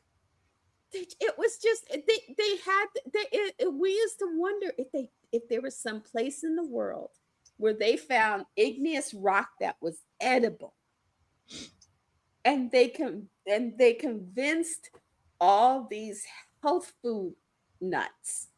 Because here's Yul Gibbons, and they put Yul Gibbons in magazines and stuff, you know, how he used his own hair to create fishing lures so he could go out and fish and whatnot. And my father one day said, you know, he probably lives in a mansion somewhere where nobody can find him, and he just does this for the camera. It's like, okay, but that don't make the cereal taste any better. You know, it's like it's igneous rock. Believe me, go. They still make grape nuts. They still make grape nuts. Get you a box of grape nuts. But I would say we're not even saying go make a normal bowl of grape nuts. You could get a small little helping about no bigger than that. Oh, in fact, and you'll be like, nope, never again. Because the thing about grape nuts, if you ate a big bowl of these things, you got diarrhea. One of two things would happen. You would either you would have a bad case of the crapazolas, or you couldn't go. It's more. It's usually the second. You couldn't go. That's Yeah, sticking to it the would like walls of your lining, great. of your stomach, and everything. You up there like, I need something to move. I gotta get it moving. And it made you feel at least 50 pounds heavier.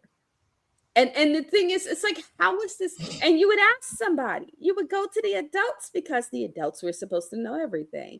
And you would say, how is this supposed to be healthy? You said this is supposed to be good. This is supposed to be good for me. I haven't gone in 3 days. How is this supposed to be healthy? How is this healthy?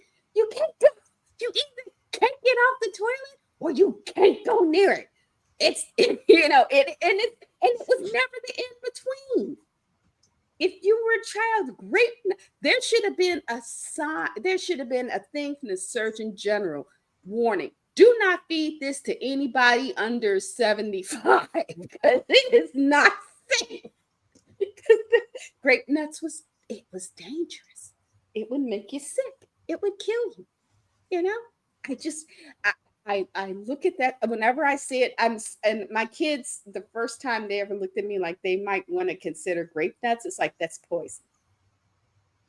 It's like you don't want that. That's poison. It'll make your heart will just you wake up and your heart will be out of your body. I can't stay here. You have fun. Bye. It's poison. I'm just up here. It's like, man, like I said, grape nuts and muesli got to be up there. Like either 1 and 2 or one tied as the worst cereals ever. And muesli. I had not heard of muesli until the 80s. When the health food kick really got into full swing. Yeah, and because muesli, which was actually something was based on a European cereal. Mm-hmm.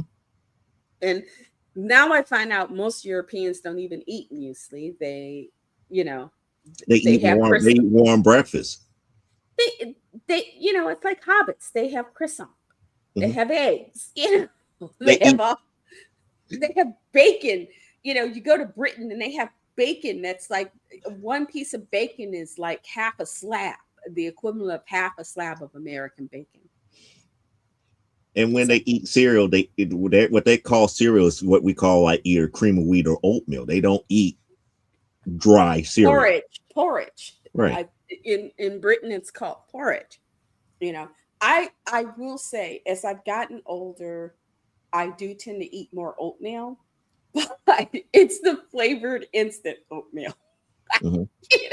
I like the blueberries. I like to mix the blueberries and cream and the strawberries and cream together, or the bananas and cream. I like do a true suicide. Mix them all together. No. You don't like the strawberry one? I like the strawberry one, and I'll have the strawberry one. I think I had the strawberry one with the banana. And then I forget what I have the blueberry, because there's 4 different fruit ones. Yeah, the strawberry, banana, blueberry, and whatchatcallit? What's the orange one? Peaches and cream. Peaches and cream. Yeah, peaches. And I'll usually I'll either have banana with peaches and cream, or I'll have the strawberry and the blueberries. So that's how I.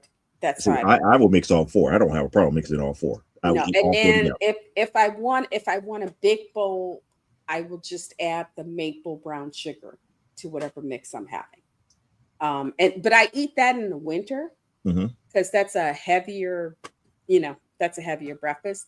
Though the kids like it when I'm in the, hey, how about mom do pancakes, sausage, hash browns, and eggs? They all jump up and go, yeah. That's I could just imagine your whole clan doing the whole Kermit the Frog. when something like that happens. And everybody gets to have his order. So it's like, because they don't all want the same thing exactly the same way. Mm-hmm. So Charles has the big order. But he has the least amount of pancakes, but the most sausage and eggs and hash browns. You know, um, Courtney and John are kind of somewhere between me and Charles because I'll have like six pancakes and two sausages and two hash browns, a couple eggs. Because it's like, yeah, mom, and I do because it's like, okay, I want a full breakfast.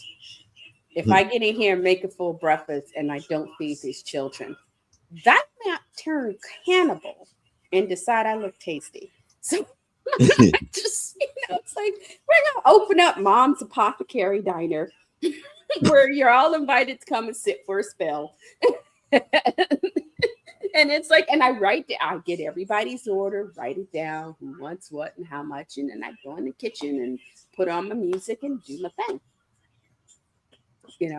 And it's either that or when it's cold, Courtney and I do the tomato soup with grilled cheese sandwiches. That's our thing, is tomato soup with grilled cheese sandwiches.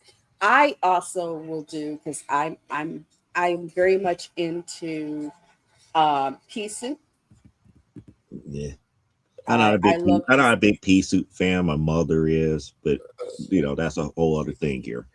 I used to love Campbell soup. I used to love Campbell soup, but now because they use so many GMOs in all their soups, I don't buy Campbell's. I found a couple of store brand. There's one at Aldi's and one at local market, and I checked the labels to make sure there's no GMOs listed. That's probably the reason why I switched to Progresso now. Yeah, I haven't really had a true Campbell soup unless I'm doing like the whatchamacallit, the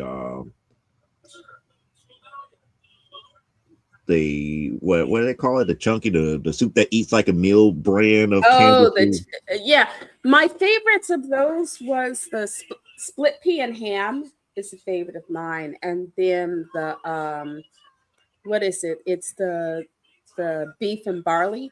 Right, that's the one that either the beef and barley or the beef stew. This wasn't called beef stew; it was called something similar to that. Yeah, I like the beef and barley, but those, even their basic stuff has GMOs in it, and there are certain things that I can find. A Progresso's super too watery for me. They're just too watery. Every once in a while, I get these German soups at Aldi. And they're split. There's this German soup at Aldi. They're split pea and ham. It's not bad. See, I remember when back in the day when Aldi had like these little bitty cans of soup here, and those little bitty cans is like, if you don't pay attention to it, it could be the most saltiest soups ever, because those were the ones that were ultra concentrated, and you had to add water to it. You had to add water. But once you add the water to it and cook it the right way, they were great soups. They used to have these soups, and I haven't seen them in a year. Aldi's used to sell these soups. They came in the plastic cup. Right. Where you can microwave them. My youngest loves the chicken corn chowder that they used to sell. They don't sell that one anymore. I haven't seen they changed, I think they changed brands during that time. They changed brands. And so you don't get the chicken corn chowder. He loves chicken corn chowder. It's his favorite soup. Luckily, local market, their house brand does a decent chicken corn chowder. I got Progresso's chicken corn chowder. It's too watery. He's like me. He likes a nice, thick soup. So, that you only have to put I like a good, thick tomato soup, and maybe I'll only add a little milk to it. So it's not like you're eating, tomato paste. Right. And when I make tomato soup, I've got my spike, I've got salt, maybe a little lemon pepper, some Parmesan, bacon bits, and then, I'll grill up I'll do some grilled cheese, and everybody gets to pick the cheese out, and that goes with, and so I make a thing of it. But again, with tomato soup, with me and grilled cheese and tomato soup, I have a tendency to dip my sandwich in the tomato soup. Eat it that way. That's what I do. Courtney and I So do it's that. like, ultra thin tomato soup. I would be like, get this crap out of here. It have to be a If right it's thickness to be able to dip the to dunk sandwich up in. dunk that in, and to get that full flavor, if it's too thin and watery, especially right out the can. That's why I always find if it's too thick, and there's Pacific, I think Pacifica is a brand that I get for tomato soup, and they're decent. I also Aldi's has a couple of the tomato soups that come in the jar. Hmm. I'll get those because they have some really good tomato soups like that. And so, but we only eat those when it's cold. I go and share this with you before we go here. Okay. I'm going back to like my eighth grade year high school days here. Okay. Poor man's pizza. And this is what I call my poor man's pizza here, especially if you're in a high school or something to that magnitude. You don't have a lot of stuff available to you. You get a slice of bread, Hmm. but this is where it gets a little bit creative. Oh, I You know have to, poor man's pizza. I've done it several so you times. get a slice of bread. You take some ketchup because a lot of times you don't want to deal with tomato paste and all this other stuff. So you get some Yeah. ketchup, you take some Mhm. oregano, you take some basil and all this other stuff and mix it all together. You take your Italian seasoning. It's going to be a lot sweeter than your regular tomato Yeah. sauce for a pizza. But you spread that on the slice of bread, mixed up real nice. Then you grab your normal cheese, your mozzarella, your American cheese, whatever cheese that you have. You put it on top of that. You put it in the toaster oven. You put it in a toaster oven. You make sure that you have the pan and everything because you're dealing with melted cheese. Hmm. You put it in the toaster oven for a couple minutes and everything till everything is nicely toasted and the cheese is firmly melted and everything. You take it out. It's like you got yourself a poor man's pizza. 45 minutes in the microwave. I mean, 45 seconds in the microwave, you're done. No, because you want toasted bread. You Oh, have to okay. toast the Yeah. bread. You have to toast that bread You because you have to want the toast it. crunch. You want that You crunch want the to have crunch. like that crunch that you normally get from a slice of pizza. Yeah. So that's the reason why I said toaster oven. If you was going for the microwave side of it, if you just wanted the makeshifts of a pizza, just to say that it is that you use the microwave. But if you want that if I could say substance of a crunch to it, yeah. A little butter in a little butter in the pan. Hmm. Take your bread real quick. Let it as if you were making a grilled cheese. Hmm. Put your bread on there, let it brown, flip it over, let it brown. Then top it with everything. You can toss it in the microwave. 45 seconds, you're done. Yeah. That would be a good modification, but that's what I used to get away with back in eighth grade year in high school. Hell, that's what I got away with when I was an adult. So I'm up Trying to here, it's like I raise the don't know two how to make it. small. I was up here, it's like I was afraid to try to make real pizza sauce by open up a can of tomato paste and have like my grandmother and my mother be all upset, like, why you open up a can of tomato paste? I was like, okay, just take some ketchup, get Just take enough a little ketchup there, ketchup and mix take it. some oregano and some Italian seasoning, and some Baileys and a couple other seasoning. Mix it all together, get it all nice and thick and everything. Slide it on a slice of bread, put your cheese and stuff on it, and to their knowledge, the only thing you doing is just like, oh, he just making his cheese toast. Yeah, they just Nope. think you're making cheese toast. But also, the flavor you got also depended on the ketchup you bought. Hmm. Because some ketchups were a little more had a little more vinegar, and I some wish were we had the ones things with more vinegar. We usually get like either Heinz or Hunt's, which is a little bit more sweeter. they're a little sweeter. But if you got some of the off-brand ketchups, they had, but you had to be careful because some store brand ketchups are like that's just tomato paste with a lot of sugar in it. So you have to be careful. You would learn, you Mhm. know, what didn't work. But I am getting ready to go because I have not had dinner. Yep, that's why I said we had that. That was the last tidbit for the Our night last before. tidbit for the night. Aren't you glad you stuck around for this one? Hey, at least we talked about some movies. So Yep, there's that. we Anyway, talked about some movies, we talked about some television shows, and we talked about why Great Nuts is bad. now, children, do not try to get your mama and daddy to buy you some grape nuts. Okay? And if you're at the store with your mom and daddy and you see them reaching for the grape nuts, feign a heart attack. Okay, just fall out on the floor, just scream, I'm coming, one. It's a Fred Sanford thing. Your parents, your grandparents, they will put Oh, their they grape will nuts know when you down. say, I'm coming for you, Elizabeth. I'm coming, Elizabeth. They'll drop that grape nuts in a second, and you will have saved lives, especially your own. Okay, Monty Moo is trying to give you something to save you with.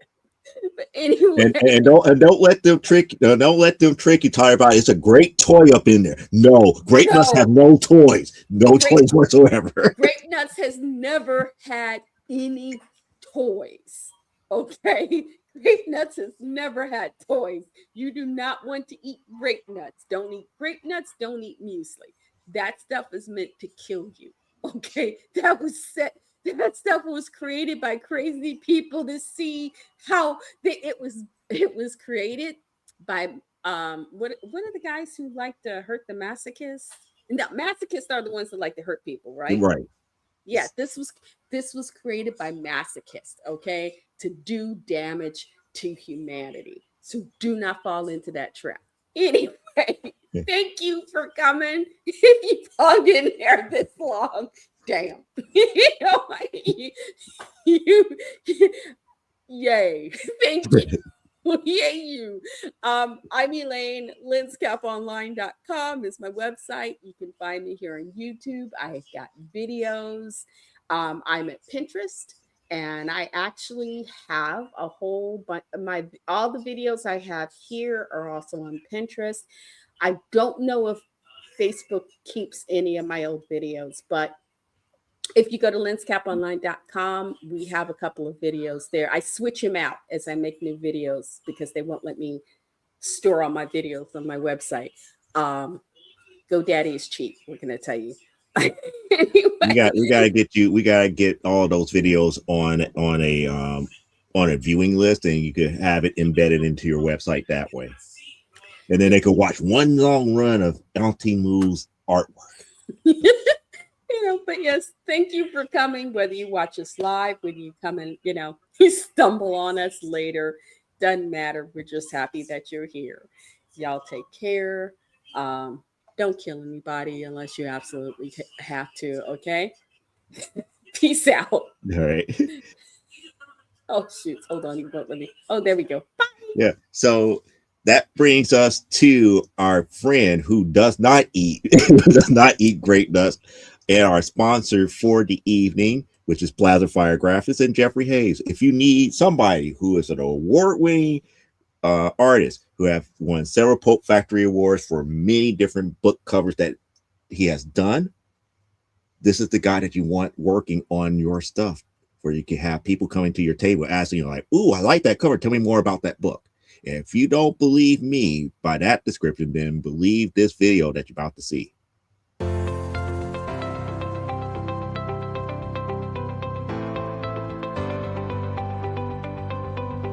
You've worked hard and written a great book. Now it's time to give it a great cover.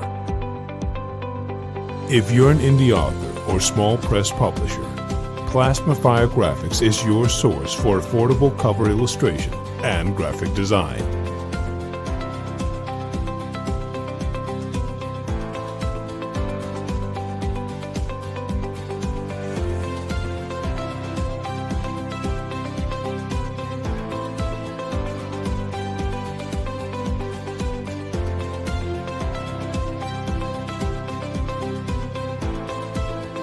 Plasma Fire Graphics, when the look of your book matters to you.